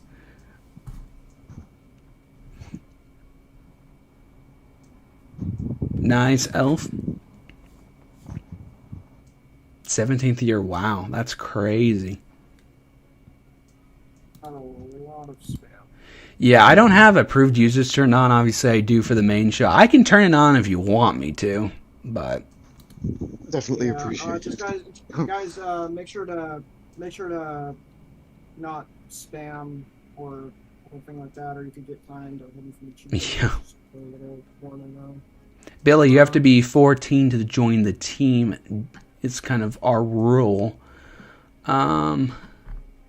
I know it was confusing on the application because it said like 13 plus, but we meant, I think Andrew meant above the age of 13, but that would be 14, but it wasn't phrased right, so I changed it, so it's 14 or older. Nathan, I can Okay, I'm just going to turn on approved users. Alright. Thank goodness. Yeah, 2019, 6 years ago, for real, that's crazy. That 2019 was 6 years ago. Dude, 2014 was honestly my best year. Like, I didn't have anything, it was, I never, but, I've been looking and dealing with something that's going on in this chat. You know how it goes, Nathan. You've been here for long enough. I just turned on approved users. You know why. we got some trolls going. Of course we do. I generally like to keep non-mainstreams open as much as I can just to get new people in, but when it happens like this, then I turn it on for other streams too. I can guarantee you that troll is we're just the same guy you. So, Yeah, okay, I mean, something I... We just found out he's Alton. Yeah, I mean, I know a lot of people have been, because we thought this at first that it was Mason, but no, it isn't Mason, but it is... I've looked into so much different stuff, and I know this person is hearing me right now, and feel free to just listen to me, whoever's doing this, but obviously it's fine, because we have approved users, and we can obviously control it, but, I just suspect that there are two, very, I don't even, usually I don't even use this phrase, but evil people. I mean, two very, they kicked off all the troll stuff for AML back in 2020. Are they kind of just targeting this channel? Yeah, and me in particular, because I've had some weird experiences. That's very odd. Yeah. And honestly, I mean, yeah, anyway, so it started off with all that with tracking. Oh, what, Odin? Sorry, I didn't mean to interrupt you. Just making sure you have 2FA installed, just in case. I have what installed? A 2FA. No, I don't. Okay, Oh, wait, two-step. Oh, yes, two-step. Yes, I have that. Okay, Yes. Good. Yes. I couldn't hear you first, but oh yeah, that's a whole nother thing. AML got hacked, this past month. I had to change all the passwords, and I came up with a whole new thing. Our Twitter is still locked, so somebody else has our Twitter right now. If you're wondering why we're not posting anything about the summer stream, but wondering why there was a Father's Day thing that went up, and then there was the first day of summer thing that went up. It's because Tom scheduled them last year, like a full-on year ago. He scheduled these tweets for 2024 to just go up throughout the year, so that's why they're still going out. But the reason why we haven't had any like actual content this year after the Easter stream, like summer stream wise on Twitter, is because Andrew specifically, Lanigan, our head here at AML, he got hacked. And then because his email, like when he created AML, he set it up with all his personal stuff too. So all of his personal like accounts are connected to AML specifically. So he got hacked, and then in result, AML basically got hacked on Twitter. We can't get it back right now. We got everything. He got everything else back. I changed the password on AML and all of our other accounts, and it's all safe and secure. But except for the Twitter that somebody else still has, and I don't know if we can get it back, which sucks because we have like 700 plus followers on there, and we might have to make a new one before Christmas. But yes, I do have two-step verification. That's why our YouTube was still able. Technically, nobody hacked into our YouTube itself. It just, and two-step verification really made that a reality to where nobody got into our YouTube. But the issue was there was tons of compromised passwords on the email connected to everything else. That's why everything else got hacked and not YouTube specifically, if that makes sense. So I changed all the passwords.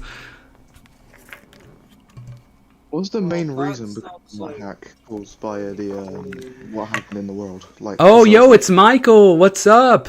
Yeah, Michael. I turned on approved users. You would know why. Usually, I like to have the chat open on non-main streams and lock it down for the main streams, but sometimes I have to lock it down for other streams, and I just did that as well.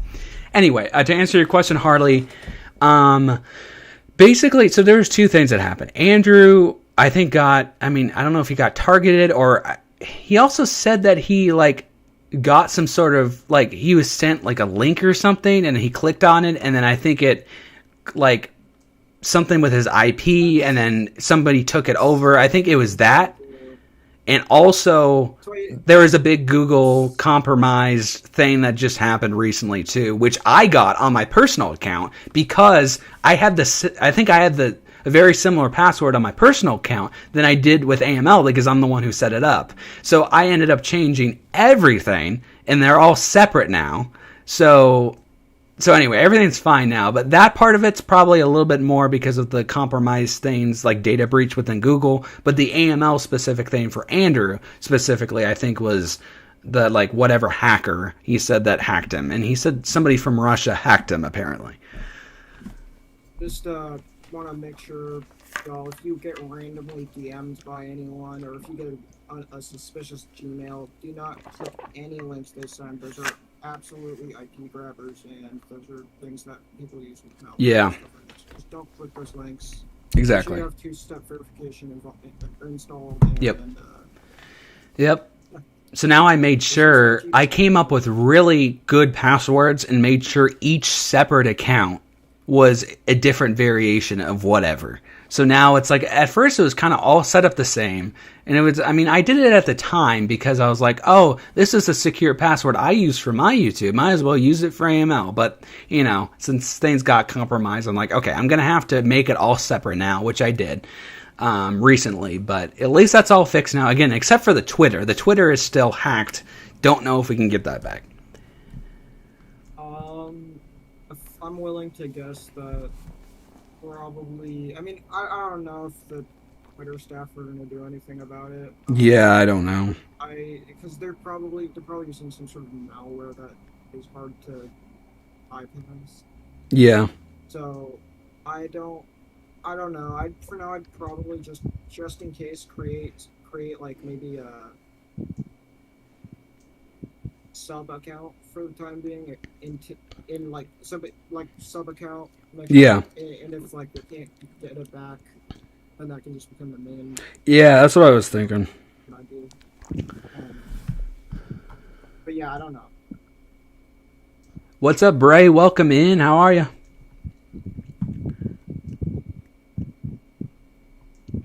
Whoever else, that's Odin, Michael. We've gone through this with like different audio stuff. That's like the highest Odin can go with the audio. So that's kind of just. I mean, to me, he's pretty good volume, but I think it's just the stream itself because I had to buy a new microphone because I broke my old Blue Yeti moving into this rental house.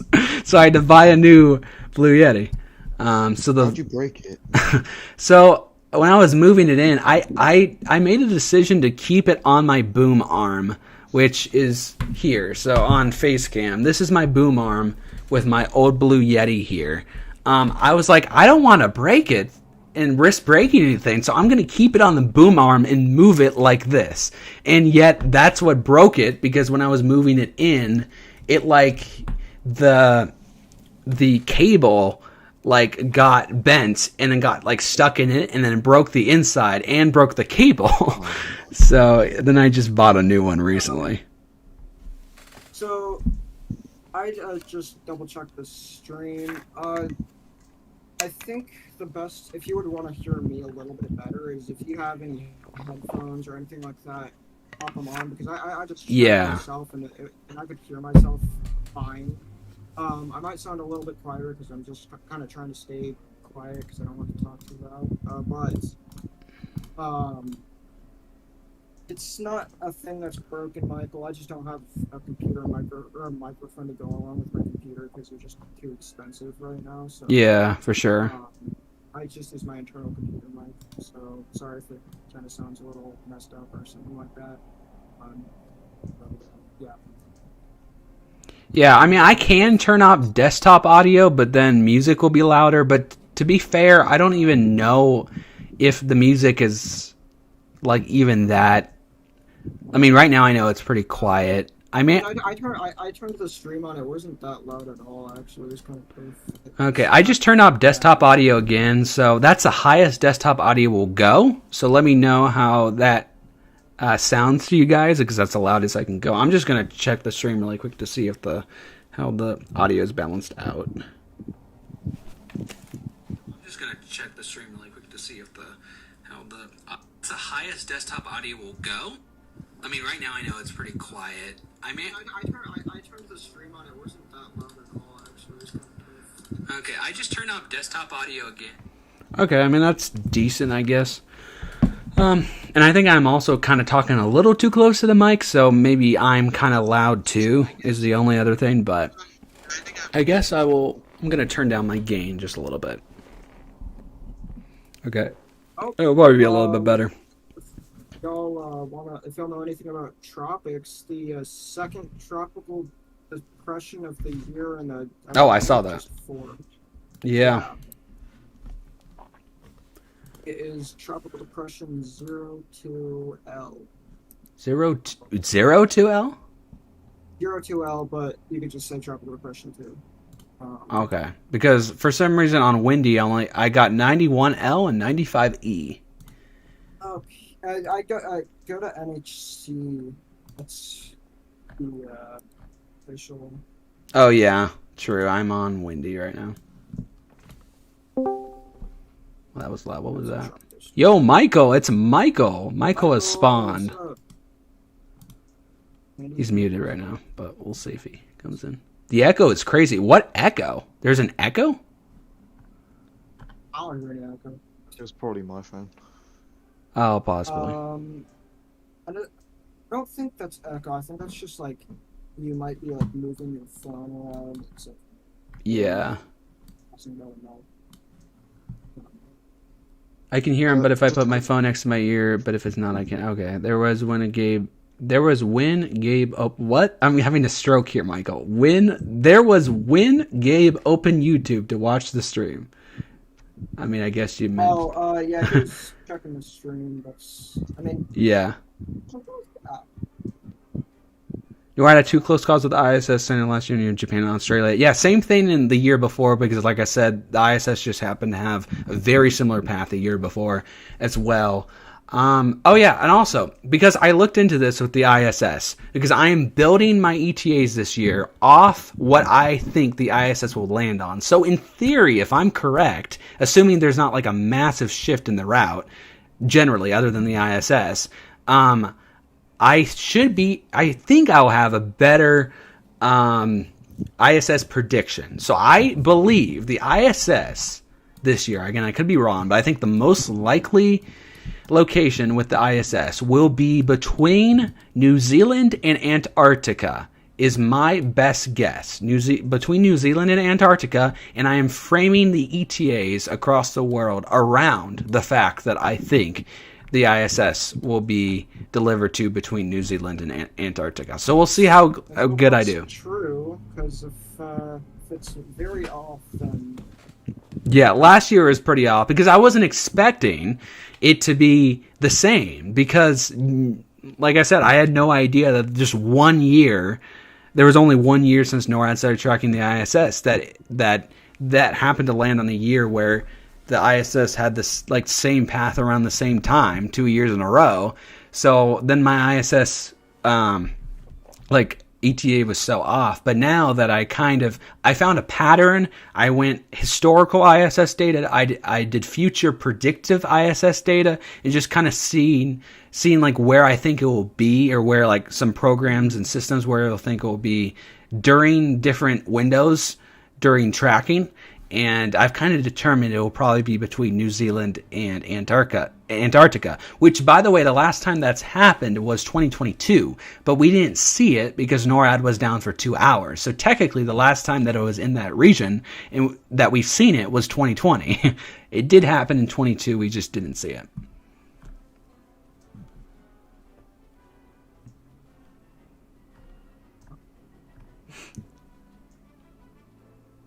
When I'm in the Discord, voice chat is fine with Odin. Yeah, I know.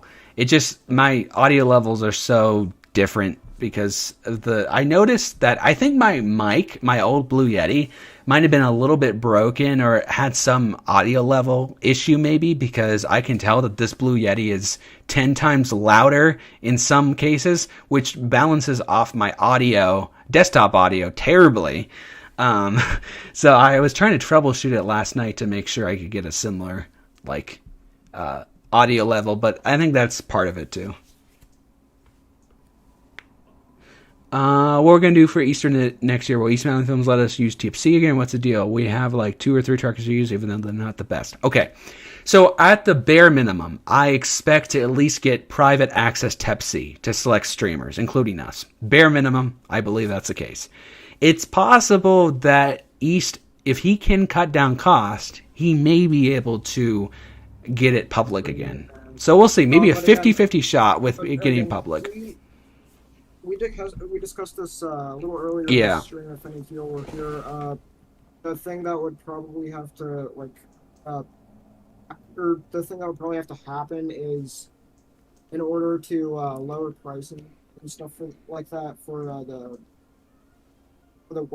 Type C, is they'd have to probably cut off a lot of effects that they added to the tracker, because the more effects you add, I think, and it gets expensive. And the API, specifically with the weather API too, that does get expensive. I know from experience, because I was trying to get at least some automated weather information for G-Weather, my weather service, on my website, and it was like, oh yeah, API, but you need to pay this much, and every single time more people go to the site, it gets more expensive. I'm like, this sounds familiar with East and everything. It's like, geez, I think that's a lot of it too, with the weather information integrated to each stop. I know it's a cool effect, but honestly, that right there is the most expensive thing, and it's such a small effect. Exactly. It doesn't affect that much. So if you could maybe take that out, I think it would probably improve. It probably would, yeah. Financial part of that website. Yeah. Michael said, Gabe, I just laughed for solid 10 seconds about the stroke. Yeah, I know. You did the same to me the other day, though, Michael, as we were talking about, NORAD stuff, and I said, we should do this, and then I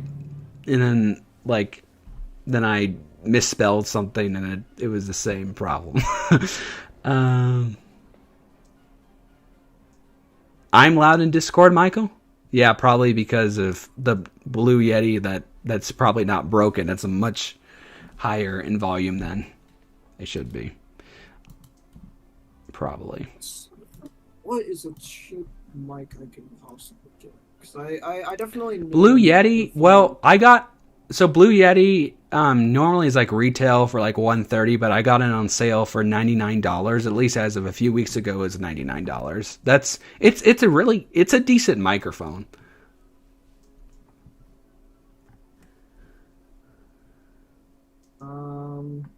There's like a Snowball Blue Yeti that I think is probably cheaper, but like the regular like Blue Yeti by Logitech creators is I've literally had this. I've had 3 separate Blue Yetis because I've like broke them, but generally if you're not clumsy you should be fine. But since like 2020 I've used Blue Yeti and I like it.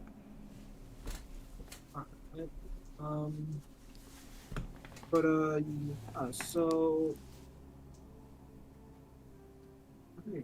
I'll definitely have to look into getting a microphone, because I definitely want to have higher quality stuff for streams.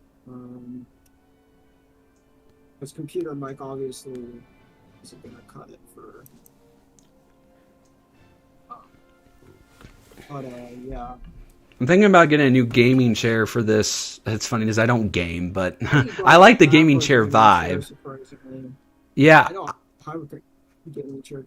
I have a regular chair at a desk and it's scratching up my floor, so I definitely need a gaming chair soon, or a chair at least. Literally, yeah. So the reason why I want a new gaming chair is because the one I have right now that I forgot. I think I got it in like 2020 or something for Christmas, and basically my cats had scratched this chair so much that like it's not obvious here, but like where I sit, it is like completely torn up. So I might want to get another one at some point. Okay. Yeah. Yeah. So definitely gonna be looking into getting new equipment for that type of stuff, because yeah, definitely need it.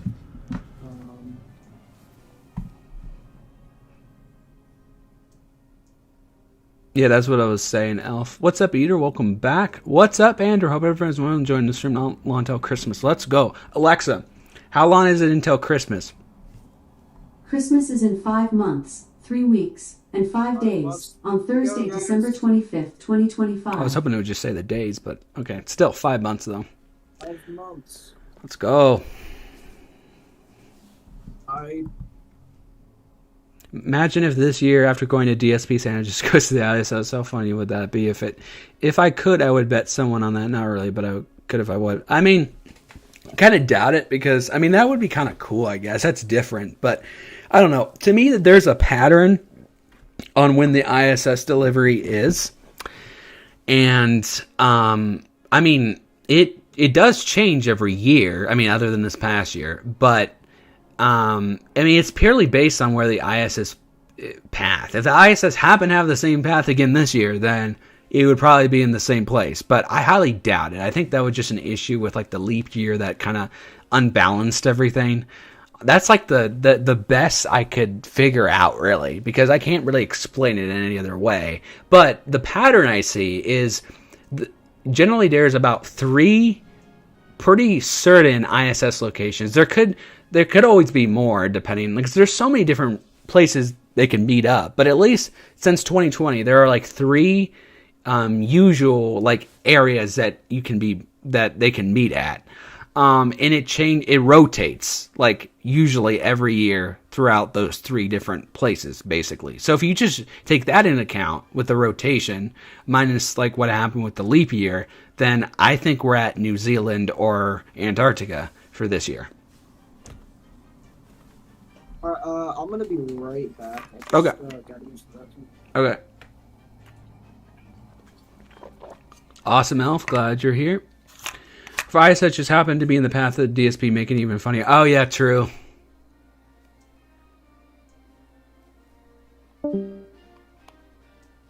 All good, Alicia. Welcome back. Alexa, how many days until Christmas? Christmas Day is in 180 days on Thursday, December 180. 25th, 2025. 180. Crazy. I have returned. What's up? Welcome back.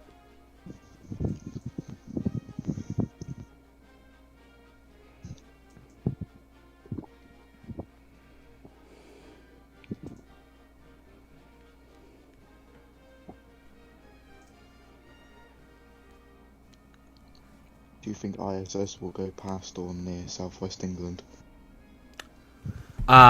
You mean like today, or do you mean for NORAD? I mean, today would be good. Let's see. I mean, the next track brings it up to Turkey, basically going over Turkey in this next rotation. So it might be a little while until, why does he? Oh my gosh, this is the stupid thing I always do because I'm always, Yep. Not he again. Yep. Anyway. At this point, I wouldn't be surprised if the ISS gave gifts away. I know.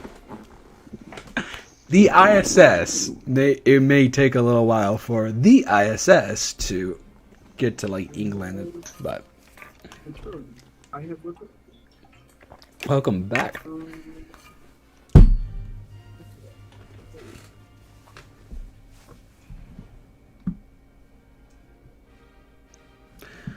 Okay, let's see. Oh, nice. The marine layer kind of burned off. Some of the models were keeping it even, like, kind of lingering in, like, northwest Portland and then up into southwest Washington, but it's pretty clear now. At least for my area, it cleared off around, like, 9. Oh, wow, yeah. I don't know if it's probably still up in the mountains behind me, but, you know. Yeah, a lot of it is pretty much dissipated now, but let's see.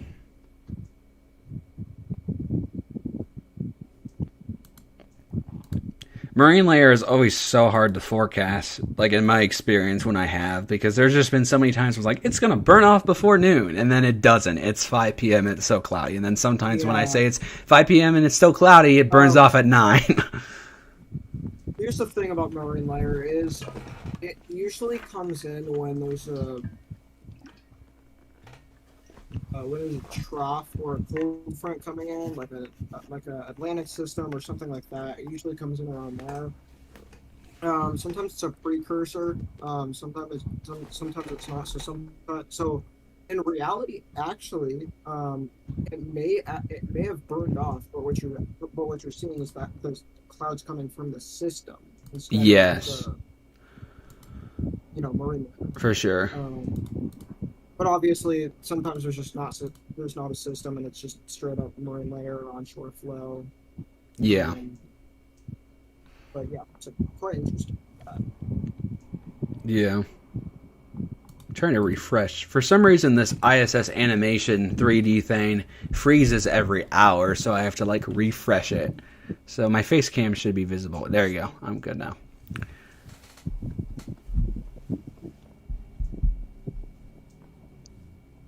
Wow, 2 months, 8 days, 20 hours, 36 minutes, 41 seconds ago for Iceland. That's crazy.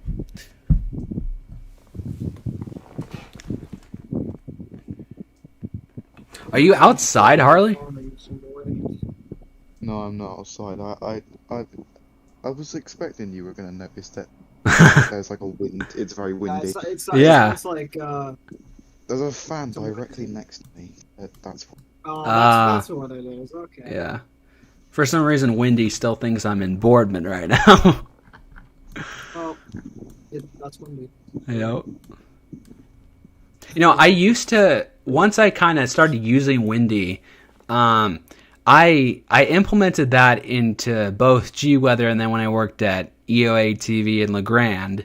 And then I realized when I went back to doing more independent weather last year, I kind of just embedded their like radar basically and some of their model graphics into my stuff. I was like, oh, it's free to use, whatever, I can put it in. I do have a premium subscription, but still. Yet then I looked into their terms of service, and apparently that's not really, you can't really do that if you're trying to make a profit, which I'm monetized on YouTube. So I ended up like taking down all my weather videos on my channel that I included the radar or the, yeah. Yeah. So I still left the ones up that I didn't include that, but I just, yeah. Little news weather-wise, we have heat advisory now dropping into Oregon. New heat advisory for eastern central Oregon and eastern Washington. Oh yeah. It looks like. Let's see. Let's bring up the I don't know how long it looks weather warnings. Here we go. Yeah, that's a heat advisor. Let me. Usually this updates pretty check fast. The weather for Wexford, Ireland. Okay, I can do that. Yeah. Okay, pull that up.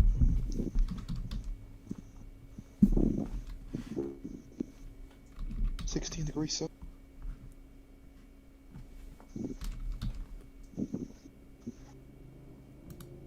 Okay.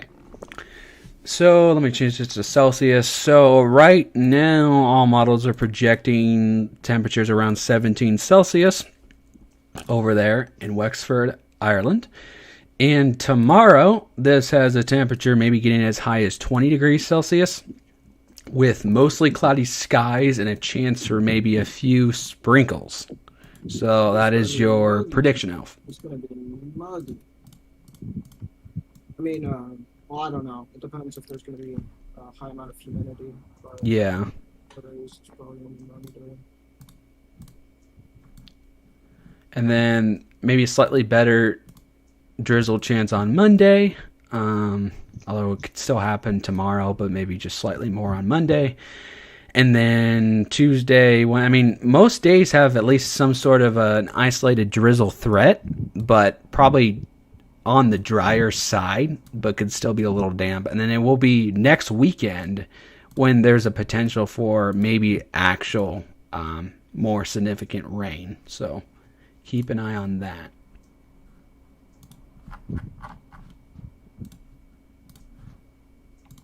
Week's just supposed to be actually on Monday. There's supposed to be a little miniature heat wave coming by. Yeah. Oh yeah, I wanted to bring up.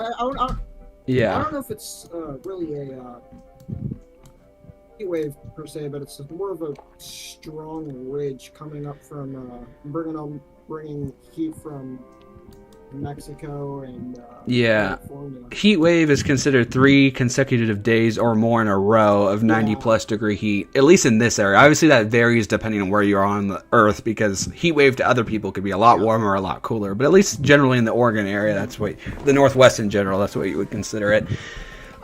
So yeah, I see that, but then beyond that, the Euro has a 102 at PDX. What weekend is that? It just went away. Where did it go? Is that 200 hours plus? Or... Yeah, we're talking Thursday, July 10th. So obviously there's a lot of time for that to change, but still. I'd say anything 200 hours plus hours kind of where it kind of gets into the fantasy land for sure territory. But if that is just starting 200 hours out, like if it's just like 210 hours or something like that, it could be a possibility. I definitely want to watch that because GFS and Euro, that means GFS and Euro would now be trending on that. Because now GFS 100 degrees on the 11th, 102 on the 12th. I've looked on the models over the past several days, and it's just they just want this giant ridge to come up, and it's actually a really strong ridge. So Yeah, I don't know. That would be what we call a Yes, for sure. And then let me put in hope, Legrand too. hope those models are real. Obviously, it's harder for the East of the Cascades with a bit of cold bias, but even still, 97 of that same time frame in Legrand. But if it's truly 100 in Portland, that around that time, it could be even warmer on the east side of the state, even if these models can't quite capture that. Oh, definitely. And GFS is 30-year models now coming out. Yeah. Okay.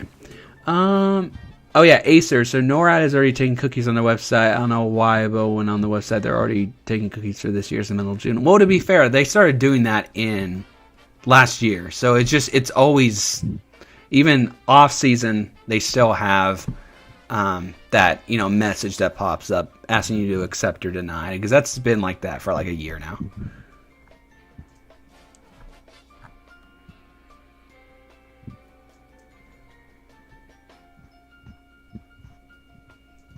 Yes, I can check for somewhere in Ethiopia. I don't know Dalal? I don't know.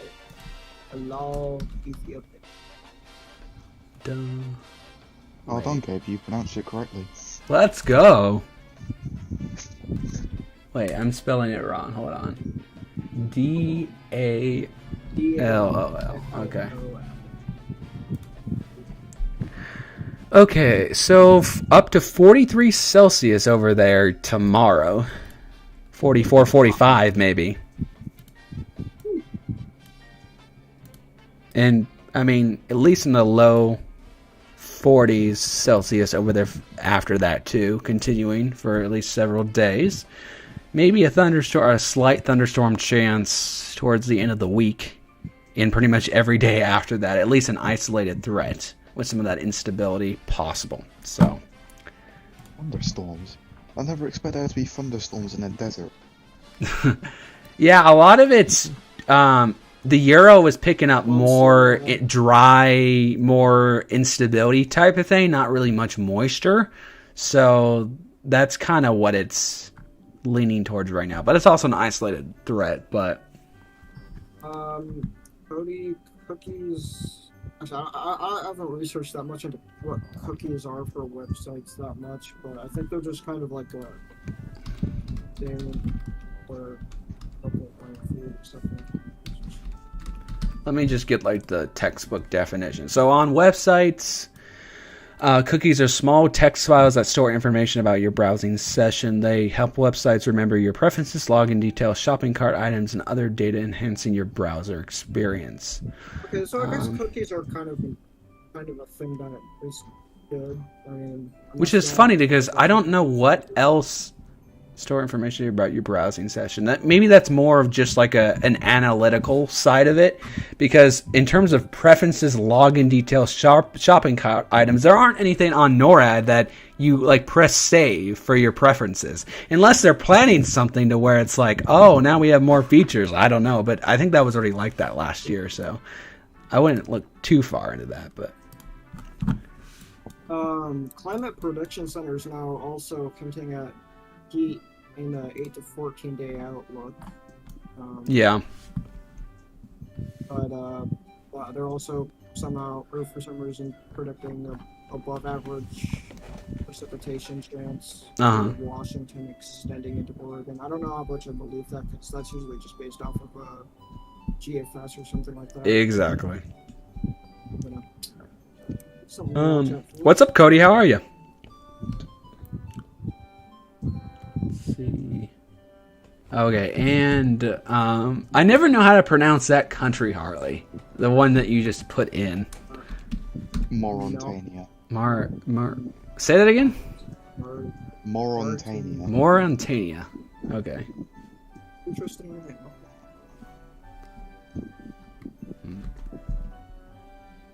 I should just be easier to just copy and paste this into. That's the capital, by the way. Nouakchott. Yeah.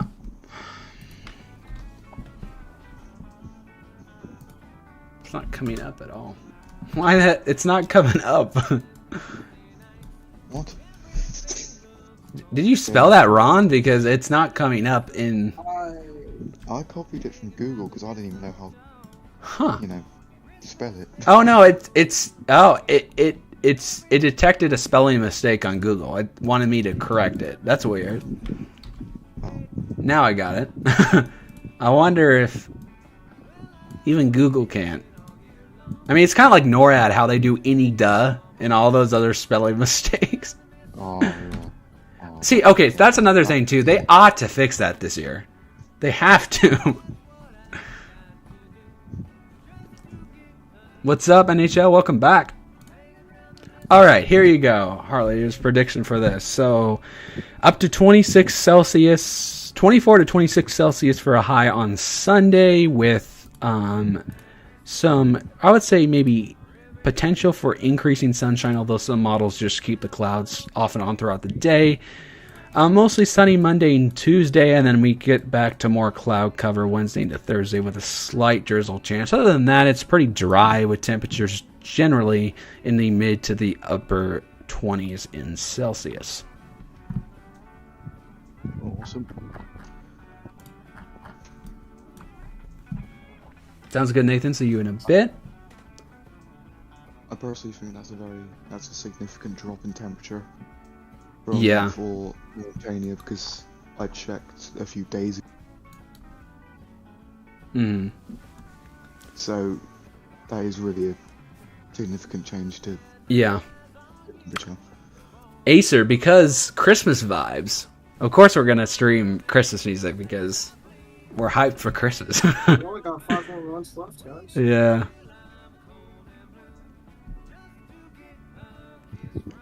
We haven't really I mean, obviously the IS tracker has been up there the whole time, but we've just been talking about NORAD and weather for the most part. But in terms of the ISS, right now it's currently over the Pacific, like west of Hawaii, northeast of Australia, basically getting towards the international deadline, just quite a bit south of the Bering Strait there.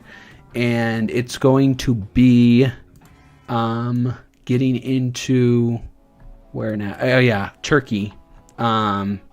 Its next round in Europe is going to be going into Turkey, and then basically on the border of Mongolia and Russia as it rotates around into China and then back down again.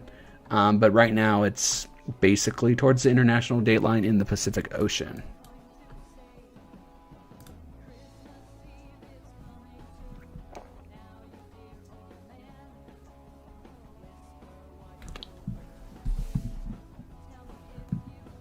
Yes, me too, Leisha. But yeah, I hope you're excited for NORAD's 70th anniversary and our 10th anniversary. It's a lot. Oh, I feel like it's going to happen. 70th? Yeah, 70th anniversary. Oh, I mean, if it's the 70th, then I expect there to be at least something. Exactly. So that's why it's like, I know all those things I listed, definitely one of them, if not at least multiple of those things, I think, I mean, I don't know, probably not all of them, but at least some of them I'm sure will happen this year, and maybe the other half of the things that I listed on my prediction sheet will maybe happen the year after. But between 2025 and 2026, I expect NORAD to definitely get some cool stuff. Yeah, so we'll definitely look out for that. Yeah. How much are you going to be live for? Honestly, as long as you guys want me to go for, honestly. We're just chilling here. Go for... I don't know why my brothers.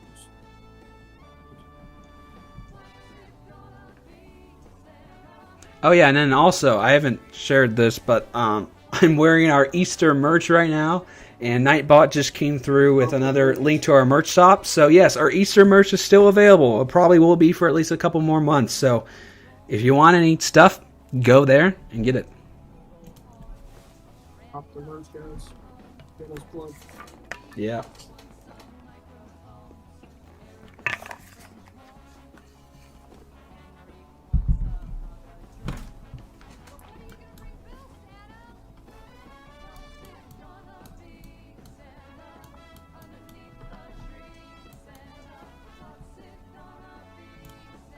Also, just speaking of weather, I can't believe I actually called the.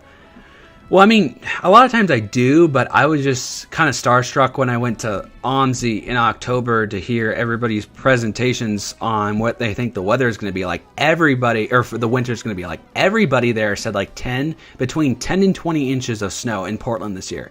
I'm the only one who said a trace to 3 inches, and I freaking got it right. What? Yeah, literally. So I went to OMSI for their annual winter weather conference, and let's see. So off the top of my head, some of my weather people that I know, my buddy Tanis, which he just graduated from OSU recently in a degree in meteorology, I think he said at least a foot of snow in Portland, and there's a possible threat, a lower risk, but still a threat for closer to 2 feet. I'm not even lying. Okay, well, we only got 4 inches. I know. And so Kelly Barron. I don't know. Yeah. I don't know if they were like using some sort of BEFS climate prediction model. No, actually, so all of them do when I do my winter outlook every year, I get analog years that I look through kind of like what I do with ETAs.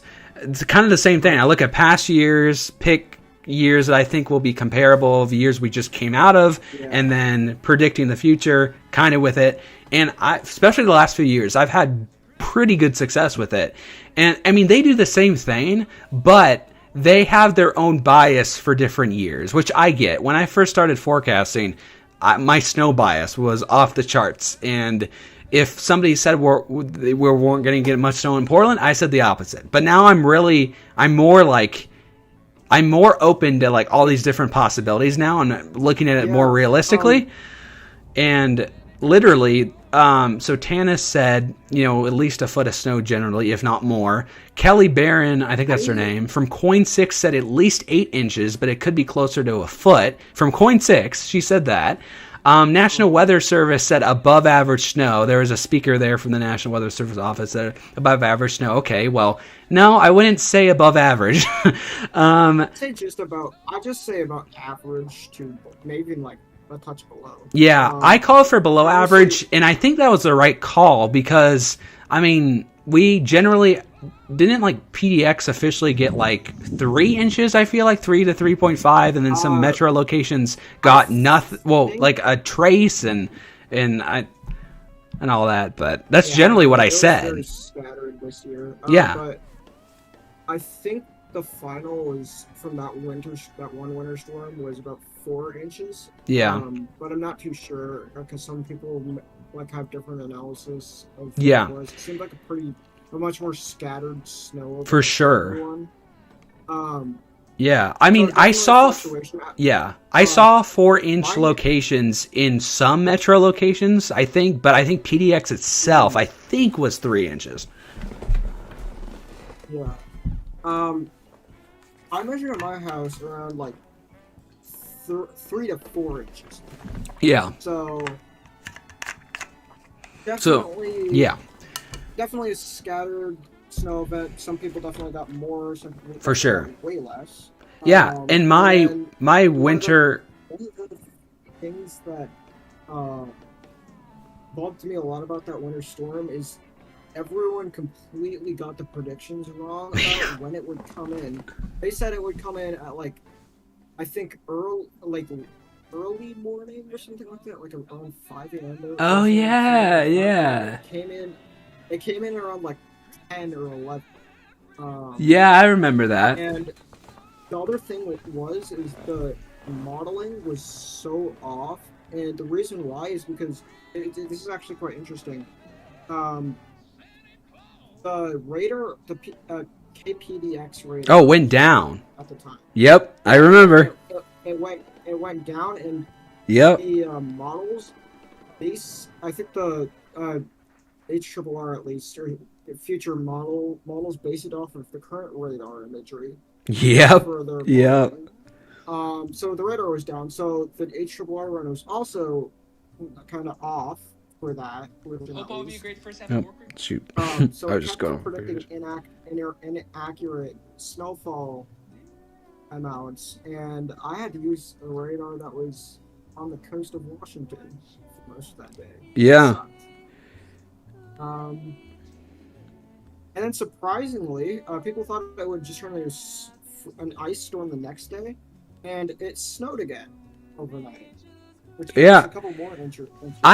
Honestly, I called that. The thing I posted 4 months ago on my channel, I said that, let's see, Willamette Valley, I said a trace to 3 inches of snow, which was accurate. It was a lot less down the valley. I mean, some places got more, some places got less. And then I said 1 to 2 East Metro, 2 to 4 West Metro, basically just down the middle, categorizing that. So part of that can be both north and south too. But that was basically accurate. And then I said snow would continue in parts of the Portland metro area overnight into the following morning, yet the southeast would transition more into ice, which kind of is what happened. But then North Portland would get more snow. Yeah. A couple days before that, actually, and this was completely unpredictable. A couple days before that, there was this. I don't know what happened, but like a miniature low pressure or something had popped up just randomly right next to the Portland Metro, and there was just one patch of snow, one patch of snow showers that just stalled over. Oh yeah. It didn't accumulate anything, by the way. It just snowed there for like an hour. Snowed here for like an hour.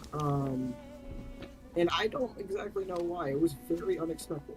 So that was certainly an interesting event. Yeah. I mean, come October, I'm definitely going to get myself a check mark for the trace of 3 inches for the year, because I'm not only including PDX, I'm including Southwest Washington, I'm including Salem, Eugene, all down the I-5 corridor. I think that was a pretty good estimation when everybody else was like 8 inches, 12 inches, and so far. 12 inches. And then Rod Hill from KG8, that's funny. In my movies, I do a parody of KGW as KG8. I don't know why I just said that, but in my movies, I just do it as KG8 and not KGW. But anyway, in KGW, Rod Hill, I think he released his winter outlook a few weeks after, or maybe a week or so after I did. And he also said a 60% chance for a big storm. And it's so funny because he said, I'm not making this data up. And like, there's truth to this. And I'm just looking like, and I felt so weird going to ONSI, seeing everybody else saying Portland's going to get a huge snowstorm. And then everybody else on all the news stations are in agreement. And I was like, oh, did I really mess up? Like, am I the only one who said there wasn't going to be that much snow, and there is? And yet, I'm the only one. All these people, I mean, no offense. I mean, I know I love all their work, but all these people have degrees in meteorology, and I don't, and yet I'm the one who got it right. I feel like all these people that predicted that were kind of just trying to overhype it so that they could, like, make people excited for something like that. Because I just don't see 10 to 20 inches being possible at all, because like, I know. First of all, I mean, I saw the trends coming like before winter started. Like the trends were already warm. It was already exactly. Fall. I was like, how the heck is that going to just transform to major Arctic blast winter? Yeah, everybody thought it was going to be at the bare minimum, like the January 2017 event, or even better than that, even more. I'm like, huh? No, that's not gonna happen. I know. But theoretically, this year's actually quite interesting. I just want to point this out. This isn't a direct forecast, but so it's been a below average or above average precipitation in total. Yes.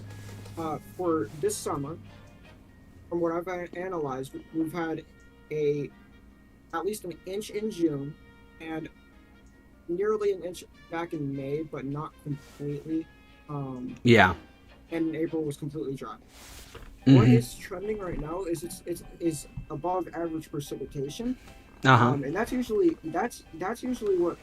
what happens. Like,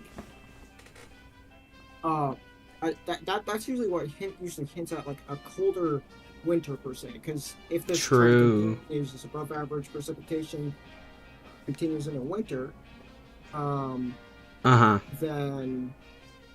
you could have cold then you get the cold temperatures in winter, and then you also get the average precipitation continuing. Yeah. And that can create snowstorms. So, if we continue this trend, then we might be hinting at maybe an above average snow season for us. Yeah. If it does start trending drier, then that all changes. I'll see. I'll probably late summer, early fall, maybe. Probably more like late summer. I need to start working on my winter outlook to release in October again, and it would be funny. Probably this year I'll be like, and now Portland's gonna get snow, and then more snow, and then probably everybody else will be like, no, it's not. Yeah. So Ethan, our 2 new members, Odin and Harley, and Michael left a little while ago. Nobody swore, so I don't know what you're talking about, Ethan. I've been here the whole time, and literally nobody swore. Huh? Yeah. I don't know. But yeah, just a little thing to point out there. Just a little thing this year that possibly could. It'll be interesting. It'll be interesting for sure. Definitely interesting because they're predicting, I think, this end zone neutral phase to continue through this winter is what it's looking like, unless models have trended towards something else like El Nino or La Nina. Yeah. And I really don't know. But if it stays neutral, I'd say that the winter is going to be quite interesting. Yeah, I know. And I hope I can just get everything done in a timely manner, because I used to release all my winter outlooks on October 1st, and then last year I was running so behind, I released it like October 18th, literally like the day before I went to OMSI in Portland, because I at least wanted to make sure that it was done before I went to OMSI and saw everybody's predictions, because I always like to be like the first to release like an actual like in-depth prediction. Other than obviously Noah has generalized whatever earlier, but in terms of like localized specific predictions, I like to be the first to do it so people don't think I'm copying them or anything.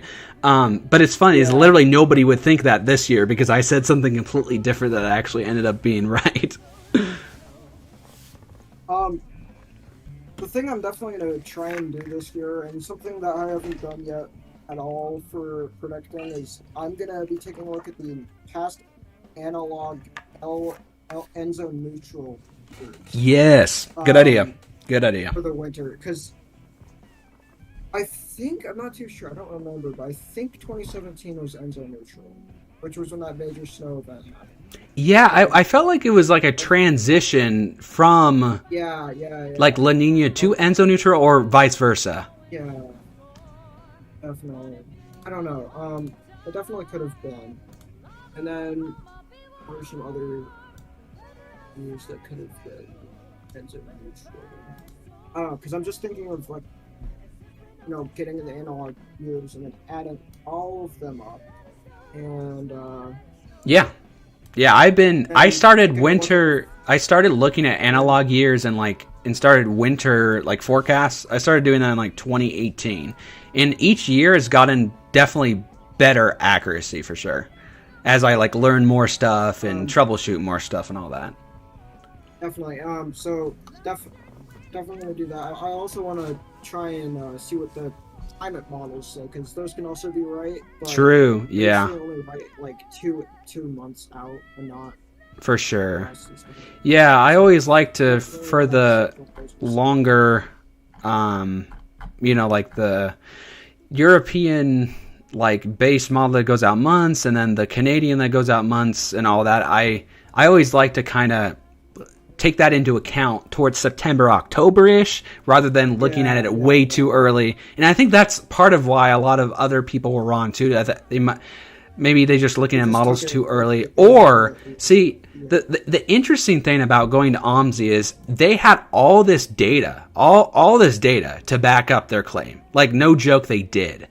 Because they did kind of, again, similar process of what I did. But I think the problem is, it's just, even though you're all kind of looking at the same data, I mean, if you take 1 year in account, or like out of the equation, or you choose another older year that maybe, like, people have to really factor in climate change into this whole thing, because literally, like, if 100%. like, just because you get a reliable year from 1950 or a reliable year from 2010, I mean, no matter how you look at it, like, you gotta take everything into account, because climate change could easily, like, knock that prediction out, which I think that's probably part of, too, what kind of happened. I mean, yeah, I do the same thing, but I also I feel like I think critically about, like, the years I choose. But a lot of these people had 10, 20 different years, or even more, and then just picked, like, big snowstorm years and called it a day, even though, yeah, it was months of work. That's not something you really do. Exactly. You have to backtrack through everything, not just big snowstorm issues. The big snowstorm issues are just going to lead you to... Okay, and this is the funny thing about this, Odin. I was watching, and they did just that, but here's another element to it. They did go through, one presenter went through the whole thing and literally picked years that I picked. And it was like, yeah, I know on paper this doesn't look like a huge active year in terms of snow. But then they pick some 1920 something, and then it's like, but this year, it's in my bias lean towards this.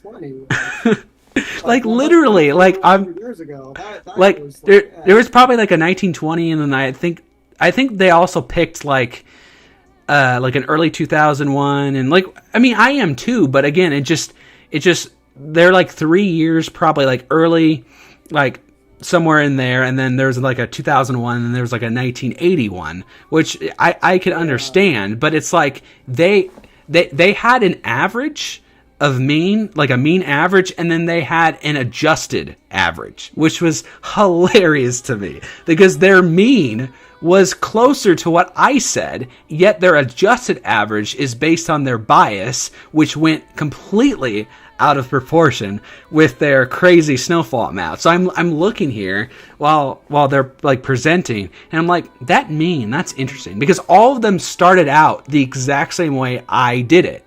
They all were like, yeah, here's all, like, at first I thought they were all teasing the fact that Portland wasn't going to get much snow, because they all started it off with, like, the data that I explained and I took into account, and then all of a sudden they all built up to a crazy year, and then they went towards that. I don't know why.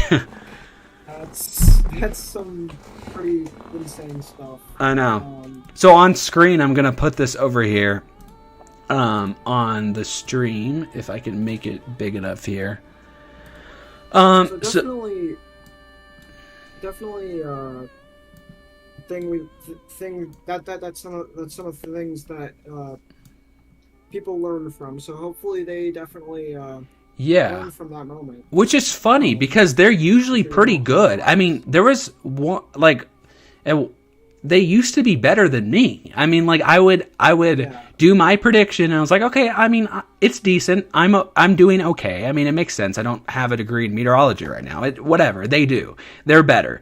But then all of a sudden there's just this weird shift where, like, 2-3 years in a row, I'm like, how am I doing so much better? And then it came to, like, it crescendoed up to this big loss this past year. I'm like, oh my gosh, I'm doing so much better. Yeah, this forecast actually looks really good. Yeah, so this is kind of what I base it off of, my 4 analog years.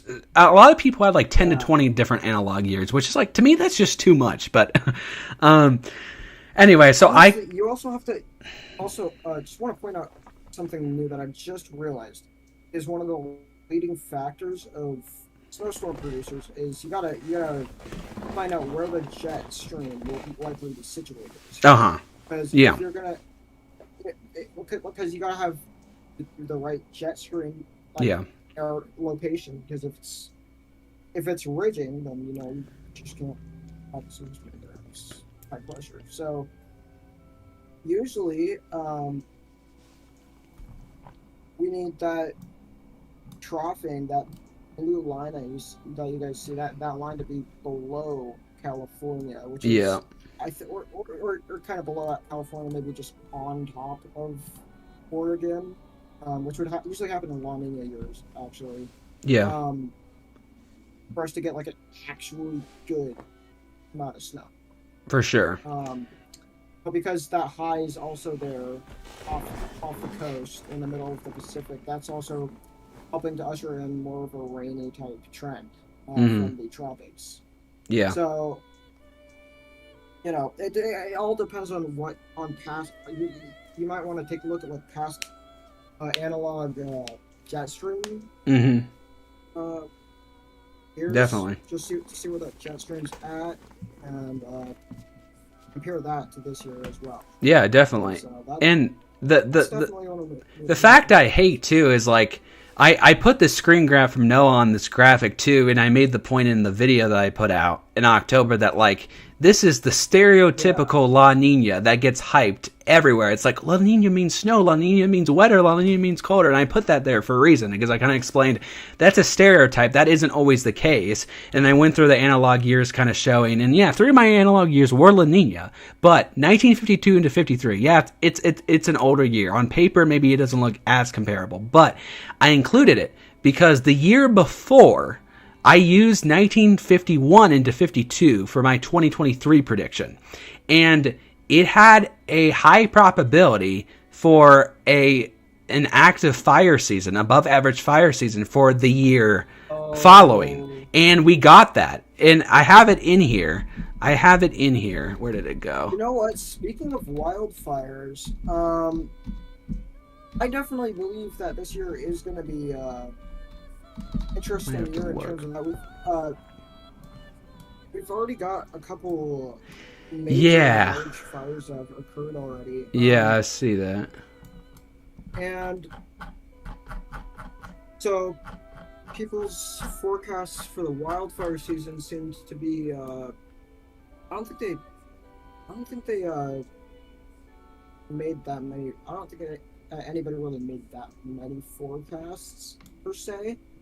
But everyone's leaning towards more of an above average year this year, and they were saying something like last year, like a major wildfire season. Yeah, I mean, it was. I made the point in that because that 51 through 52 data set that turned into 52 to 53 this past year, like I said, on paper, it's like some elements do not compare to the previous season, but it did compare to parts of it, specifically in more of the summer effects. And there was another point in, I think, snowfall. It was either snowfall or precipitation or something like that.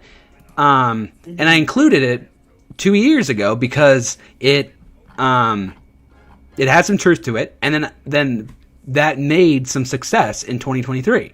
And then because that made success in 2023 and showed an Enzo neutral year, which we were so close to not coming out of to hit weak La Nina this past year that I was like, I gotta use it again. And I wouldn't even classify that as a La Nina. Honestly, I'd say we just stayed in El Nino. I did look at the official NOAA stuff, and it was like Enzo. It was, let's see, El Nino to Enzo neutral this past year, and then it briefly went up to weak La Nina and went right back into neutral. For like nearly a month or something. Yeah, for sure. I just want to see, where is it? I'm just looking at my graphic because this was the year before. This was the winter outlook from last year, this past year that I was looking at success from the year before. And again, it was really the above normal fire season right here from that 50 whatever data set, because we got a 1.5 million acres burn, which is an all-time record for Oregon. And it was like, wow, I really called that because of the data set. And the mean too was great. I mean, this is 23 into 24.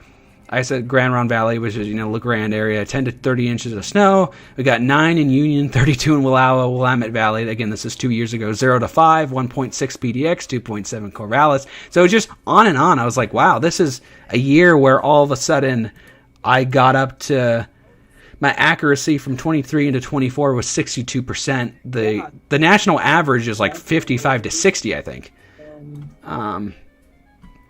So anyway, I had a lot of success with that the year before. So then I really amped it up this past year with this, and I haven't it'll probably be a couple months till I fully look with all my points I got right and preparing the next outlook for October. But generally, I was just going through it briefly, and there was some really good stuff that I just ran averages from PDX, LeGrand, some other stations west of the Cascades and east of the Cascades, just as a nice kind of mean. And there was just a lot of stuff that was pretty decent with the way I predicted stuff. There's obviously stuff that I got wrong, but overall, the stuff that I got right definitely outweighed the stuff I got wrong. I mean, there you go. Willamette Valley, trace of 3 inches. Precipitation at forecast is definitely verified. Yeah. that verified. Yeah. The only big things is that definitely was more wrong was this was the first year that I put in government camp snow for Mount Hood, and I was completely wrong with that. Literally, it was my first year doing that. But government camp is on a mountain, and that's one of true. Why it's hard to forecast. Yeah. Long term, at least, out for there is because it's just so high in elevation and things get mixed up. Yeah. And I had no confidence if our big. If we were going to have a month where it's the snow month, basically, I had no confidence if it was going to be December, January, or February. So I just said December through February. One of those months will have the snow month because I couldn't narrow it down like I usually do.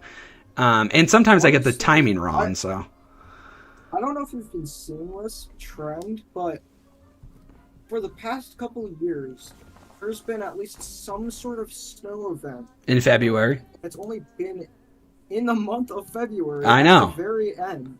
Yeah, I know. Why. It's just. I know. It's just I've noticed that too. Yeah, it's a trend. Hopefully, I mean, I don't know if we can maybe break out of that and maybe get more months. Yeah, I want to see a Christmas snow, or at least the week of Christmas, or at the very least the month of Christmas. I mean, it's been a while. Yeah. Definitely want to see that. Yeah, I don't know. That's definitely a weird. I almost want to say it's something that has to do with climate, but I don't really know. Yeah. Maybe just everything's fitting in at the right time in February, and that's why it's always snow month. But Yeah. Just something to point out there. It's just been interesting. Yeah, I know. And I'm going to try, with moving, and then there's a lot that I still have months of preparations I need to fulfill for AML, and then moving, and then getting back to hopefully starting filming the movie again. There's just so many things that I feel like I need to do between now and January, basically between now and the new year. Yeah. And on top of that, I also want to do my winter outlook. But since I'm moving to Idaho, I'm hoping to expand it to where I can have the winter outlook as usual for the Willamette Valley, and then Grand Ronde Valley for Eastern Oregon, and then just extend it to the Pocatello area or whatever. Snake River Plain would be the category there. And those are weird, kind of weird 3 separate locations, across Oregon and Idaho. But, I don't want to stop doing it for Portland. And at this point, I don't want to stop doing it for Eastern Oregon. So I kind of want to just extend it if I can to where I could have the 3 locations. But I also don't want to not do it where I'm going to live, because, that is also really fun, coming up with a prediction where you're at and then actually seeing that happen. So definitely, dude. And if you get it right, you just get that sense of exactly. I got something accomplished. I know. I know. I felt so weird. Yeah, I know. I felt so weird just going to OMSI because I was like, shoot, am I going to break like my 3-year accuracy streak? Because everybody else said it was going to be a lot of snow, and I was like, great, I missed something. And thank God I didn't. And you got it right. I know. You got it completely almost to it. I know. So, see, that's why. So, last year, so my weather friends, I'm part of. Well, I mean, technically, as I'm moving to Idaho, I won't be a part of Oregon AMS anymore. But, my AMS friends and meteorologists and stuff, they actually wanted me to present at OMSI this past year in October. So I was low-key thinking of like applying to do that this past October, but I got so behind that I did my winter outlook for my personal stuff like 3 weeks later than I normally would, and I had no time to even think about presenting. So then my plan was to present there this year, but then all of a sudden now I'm moving and I don't know if I can even go over there and just see it anyway, let alone present. But I mean, if you really wanted to, you could probably just drive up. True. Sure, that'd be a long drive, but like... Yeah. Plus, the thing is, like, I know my grandma would really... She's been wanting me to present for, like, years now, and she's not doing great health-wise, and she can't really, like, go to Portland. Because now she's in Idaho right now, and then my dad's in Idaho right now. I mean, technically my mom's in Idaho right now too, but my mom and I are still living in Oregon. She's just over there for work right now. But right now my grandma and my dad are both living in Idaho, and then hopefully my mom and I will get over there in a few weeks. But I know it was like a dream for my grandma to like see me present, but in reality we can't really get her to Portland just because of her health and everything. So that's going to be another thing too, is if I'm going to present, I would want my grandma to obviously be there, but she really can't. True. And also, since of course that lines up in October, late late October, which is like my mom's birthday, on top of since I'm gonna hopefully be streaming like Halloween afternoon generally for like, the big thing I'm trying to do to release on November 1st, basically. So there's just a lot of stuff going on, and I have some friends that want to go to like Disney World with me, like somewhere in November or even late October. So there's just a lot that like I don't know if I can even like realistically be in Portland around that time, but at the very least, all I can say is I'm just glad I predicted what I predicted this last time. And obviously I'll keep it up on my personal channel as much as I can every single year. But what's up, Nathan? Welcome back. Summer stream's super cool. Thank you, NHL. Means a lot. What's up, Carrie? Welcome. How are you? What's going to be the next stream? So I'm going to plan to stream the evening, like the evening/night of October 31st and into November 1st for like a special thing that we're doing for our 10th anniversary. I'm not going to say what it is right now because I don't want to spoil the surprise. The announcement, though, will probably come out late summer, early fall, so you'll know around that time what I'm planning for October 31st / November 1st and what we're trying to do for our 10th anniversary. So it will probably be a good, maybe 2 to 2.5 months until you guys know what we're planning. But that's all I'm going to say for now. Definitely will be there. Sounds good, Acer. See you later. Have a good night. I'm tired. I bet. It's, 11 over there? Yes. Yeah.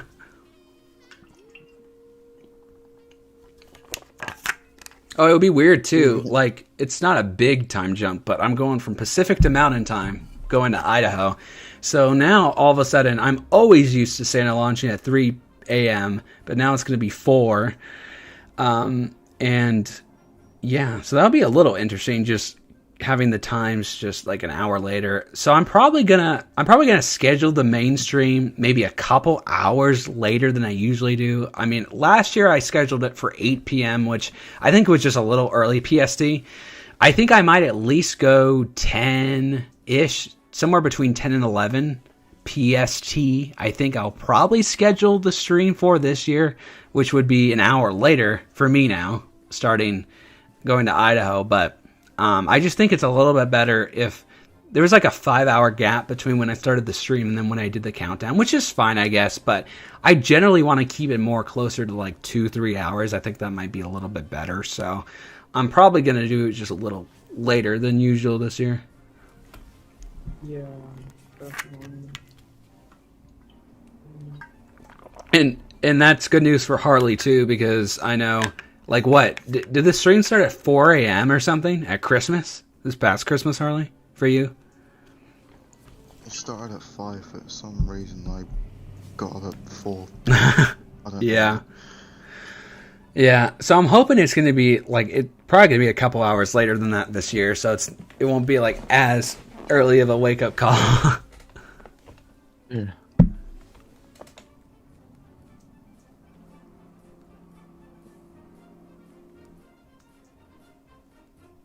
Okay, I'm going to go to the restroom. I'll be right back. Wait.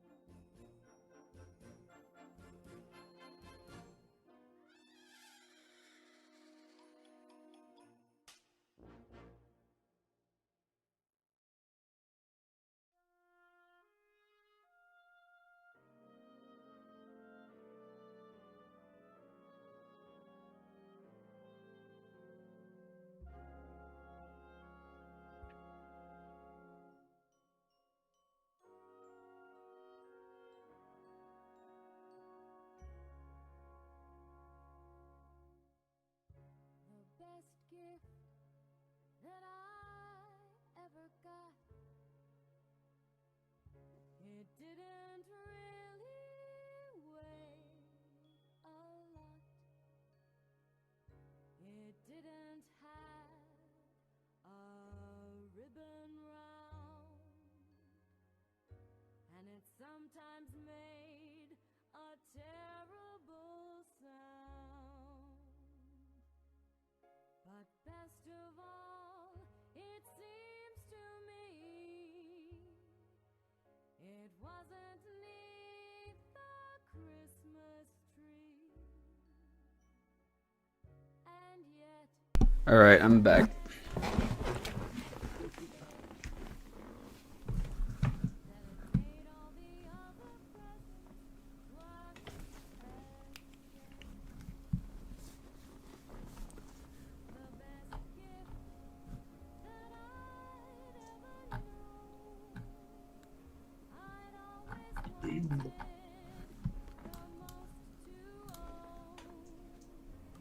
Pretty dead.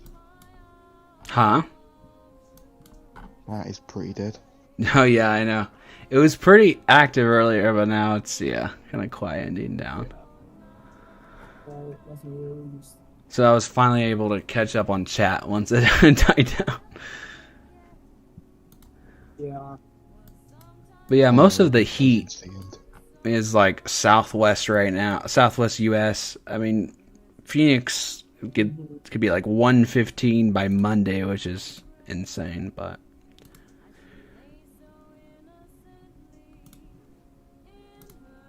you know, I lived in Arizona for 10 months between like 2013 and 2014, and the coldest it got ever, and I lived there like during Christmas of 2013, and the coldest it got during Christmas was like 64 degrees. And it was funny because at the time, like, I bundled up when it was 64 degrees, and it's like, what? In Oregon, you're wearing shorts once it gets up to 64 degrees, like going from winter to spring, basically. But I'm on a full-on winter coat. I get in shorts and short sleeves and in the upper 50s, like. For sure. I know. It's just weird because once you get used to like climate in a particular place, it's just different. Yeah.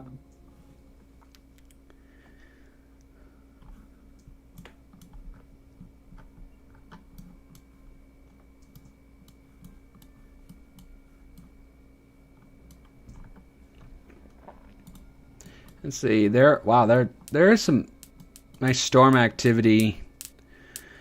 Okay, let's see. So Tennessee, Arkansas, Kentucky, Indiana, Ohio. There's a lot of storms all the way towards Alabama, Georgia, Florida. I mean, man, a lot towards the central and southern, like eastern part of the state, really, or the U.S.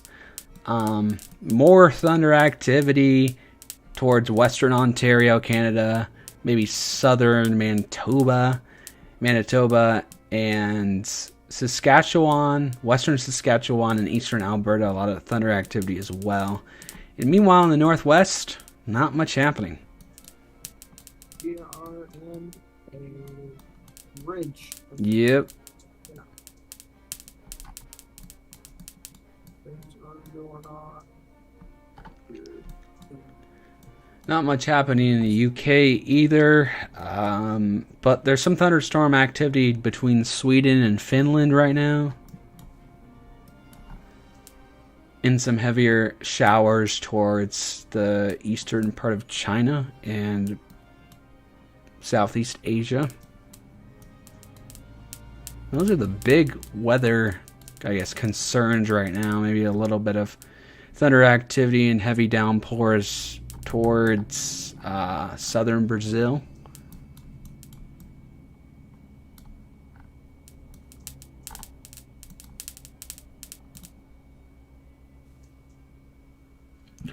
Harley, honestly, like really whenever we want to end the stream, really. I know it's not as active now. I mean, I could really end it whenever.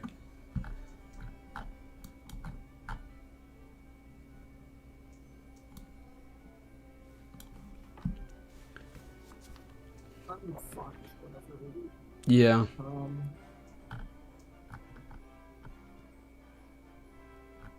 First, it's chill, so, you know. We want to take a look at fire weather, though. Because, looks like for July 1st, there is a high risk issued by the the National Fire Centers. Mm-hmm. So lightning risk for most of eastern Oregon. So, Yeah. yeah, that's what I'm watching.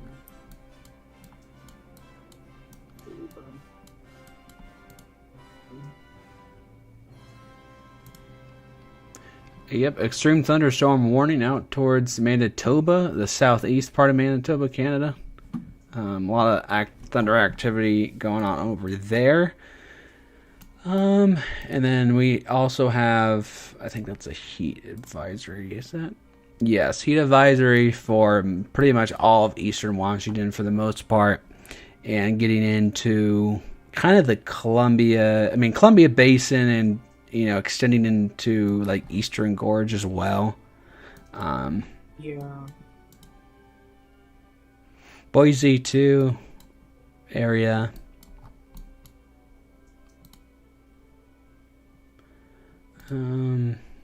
Fire weather watch, Nearly Northern Cali. midnight here in the UK, currently 11:14. Yeah. Yeah. Before we get late in the UK. Yep. Yes.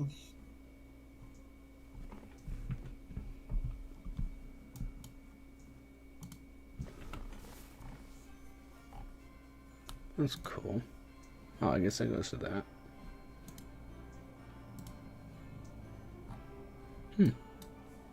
This is an urban heat map, which is kind of cool. From Medio Blue, that was on Windy.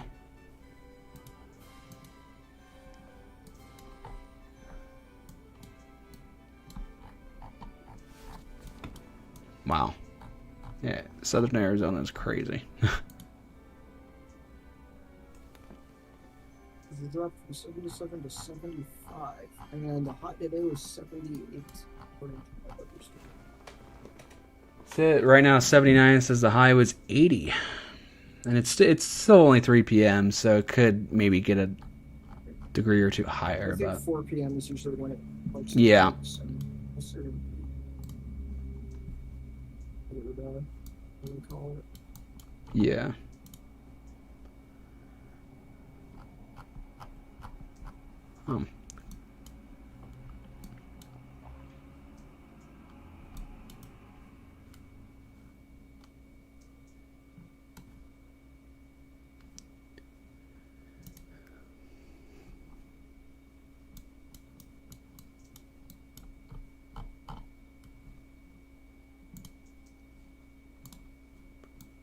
Yeah, during that 2017 snow event, I only got 4 inches. I lived in Wilsonville for a while, and it was only 4 inches. They said they had, I think for me, like 1 or 12 inches to a foot. Yeah, I know. That's crazy. I know, Wilsonville usually was like well, now these days not so much because the snow events are just so scattered these days. It really just depends where the precipitation ends up. But when we used to have more uniform systems, generally Wilsonville was kind of on the low end of the metro versus anywhere else. I remember, Portland got around a foot, give or take, in a lot of locations, and then yet Meade gets 4 inches in Wilsonville, but it was still nice. Yeah, definitely. That was the most enjoyable snowstorm I've ever had. Yeah. There's a park that a big hill.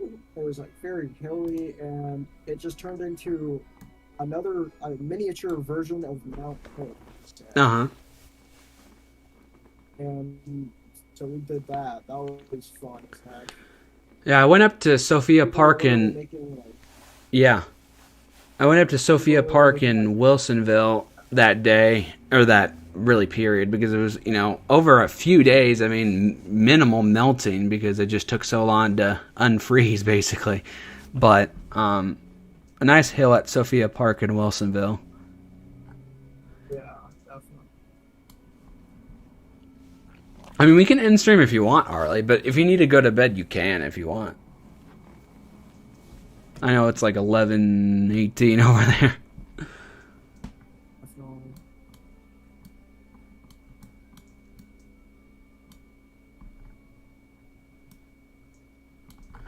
Let's see. ISS currently is just about to go into Africa right now.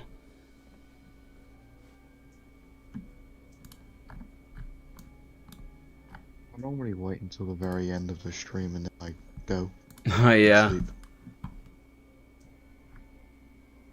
I don't know. Chat, what do you think? I know there's only 6 people watching right now. There's a lot more earlier. There was like a good 10 to 15 people earlier, but... What y'all think? Should we end it now? Yeah. Or should we end it Yes. later? Chat, let us know. Let us know.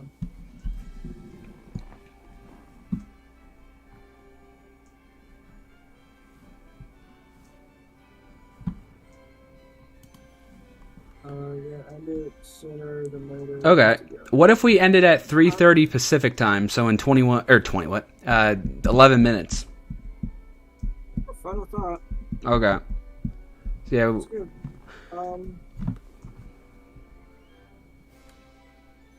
Oh, first AML stream of Yes. being on this team. This was actually really cool. Yeah. Definitely going to participate in more streams. Yes, let's go. I'll be here for probably. Oh, how long have you been watching AML? I've been watching. I forget now. I think since I started to look for different like YouTube channels around 2021. So I think it was around 2021. Okay, I started yeah. officially watching them. So, Cool. yeah. So definitely a long-term fan. Let's I don't know go. if I chatted at all though about them. I kind of just watched. I feel like I remember seeing your name pop up like at least around 2022. Yeah, no, 2022. I was definitely there 2022. I Yeah. remember being there 2022. It could have been 2021 or 2022. Yeah. Might have been just 2022. But you know, I don't know. I don't have the best memories. So, you know. Yeah. Plus 2021 was a big troll year, so like I feel like at least I was sidetracked with like all that crap going on. Yeah, definitely. I feel like that was like the worst year for AML, but at the same time it was kind of cool with Captain Sable Brown, one of the NORAD military people, came on our stream in 2021 and talked with us in VC, which was so cool. It was like a good few hours before like all the troll stuff happened, so at least she came in when she did. Yeah, honestly, like stretch of years, just like 2020 or 2019 to 2021 was just completely depressing, if you could say that. Yeah. It's just not a good stretch of years at all. Same here, literally same year. I would say that same time frame for me too, like 2019, 2020, and then finally 2021. I felt like I started to get more happier, and then but then I still had a lot of ups and downs, and then 2022 was generally the year where it was like, oh wow, big change, and then into 23. 2022 was like the peak because like I think that's when everyone started to come out of their pandemic whole era, for sure. And started to people started to socialize a lot more and it was hard because like I moved from Wilsonville to Somerville across the state, like literally September 1st, 2020. Oh my god. Yeah, well, I'm never gonna forget the pandemic. That was. Yeah, I know. That was not. Yeah, for sure. Go through that again. Yeah. Definitely, things are definitely looking up. Yeah. Even though starting of 2024 was probably not the best. Yeah. Starting of 2024 was. For sure. It's definitely getting better. Yeah. Got these bumps and ups and downs. For sure. Definitely getting better.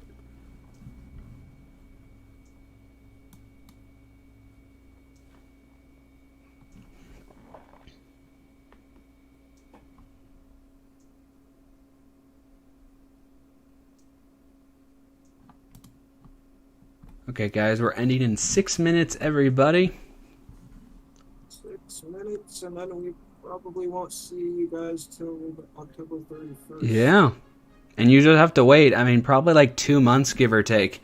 I'm going to put out an announcement scheduling that stream and telling you guys exactly kind of what's happening, pretty much. Yep. I already know some of the beats about it, and it's pretty sweet, so you guys definitely want to miss that stream. For sure.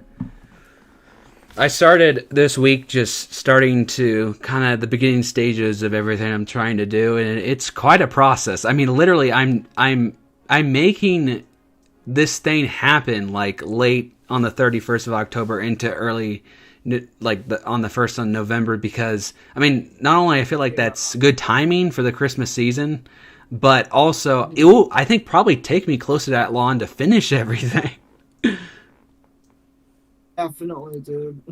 Some of the things we're trying to make are some big projects. So. Yeah.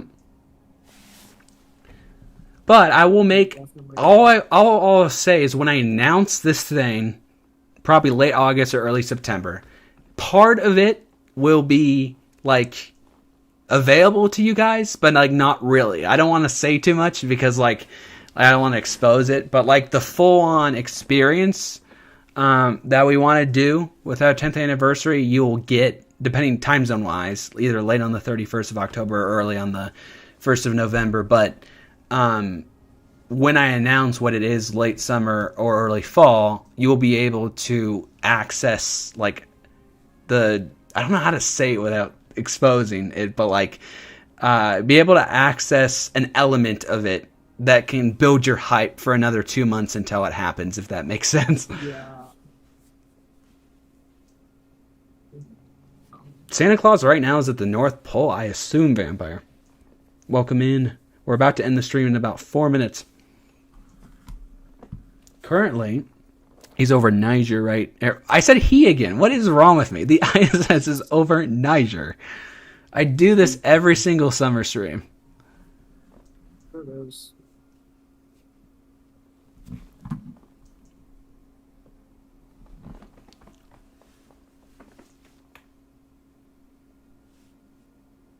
All I'm going to say to tease our 10th anniversary is like, it's an element that you guys kind of have experienced more recently on the team, I guess, like watching us basically, but this just brings an interactive element to a thing that, you know, is already kind of, I don't know how to explain it, but that's all I'm gonna say. Yeah. It just gives more to something that we have, kind of, if that makes sense. Mm-hmm. Oh, I actually not mix that.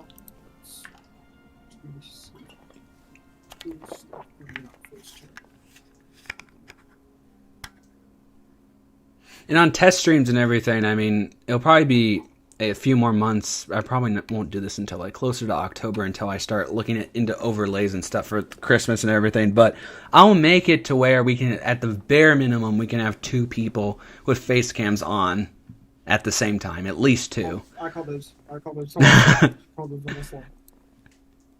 Yeah, and it will switch to whoever, especially during the mainstream, like me and then Andrew and then me and then one of you guys, or if I'm off, then both of you guys, whoever really. Because I feel like we need that more for AML. So when I take my breaks, I want somebody actually on Facecam.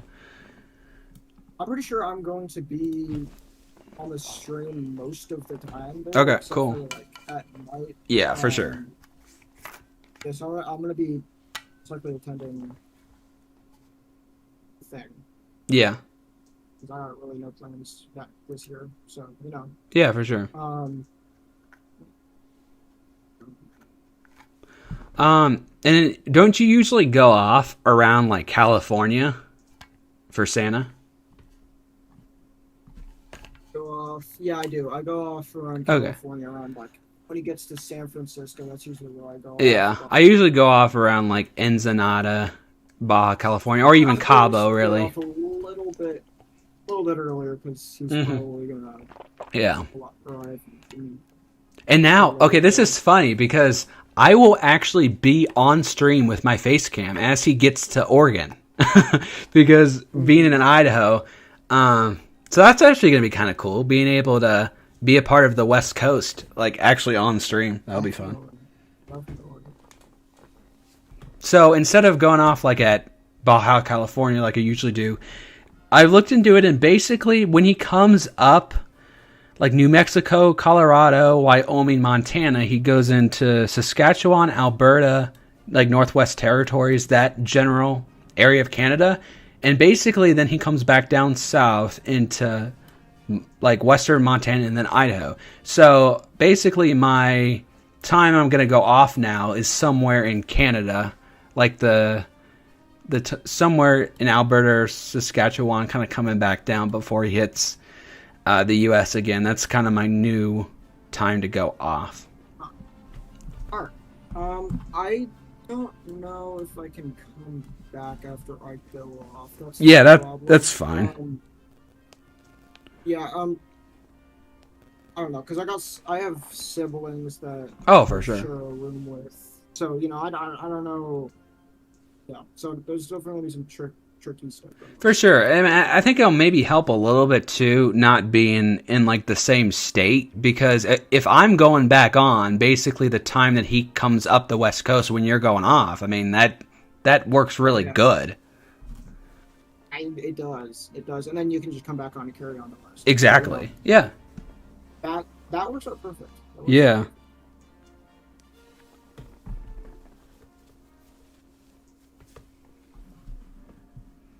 All right, it's 3:31 now. So, thank you guys for watching our third annual summer stream. Thank you all for watching. It's been great. We've been streaming for 3.5 hours. Yeah, for sure. And awesome. That was really chilling. No, yeah, for sure. Glad we have Odin and Harley on the team now. They've been watching for years at this point, and it's awesome to have them on the team. So, you guys want to say anything before we end it? Thanks for having me on, y'all. The fans were amazing. Yes. And all that. So, yeah. Thanks for watching, guys. Yes. I will be here next stream back in October. So that's all I got to really say. Yeah. See you all October in Discord. Have a good night. You too, Nathan, Alicia, been an awesome stream. See you on October 31st. Yes, see you then as well.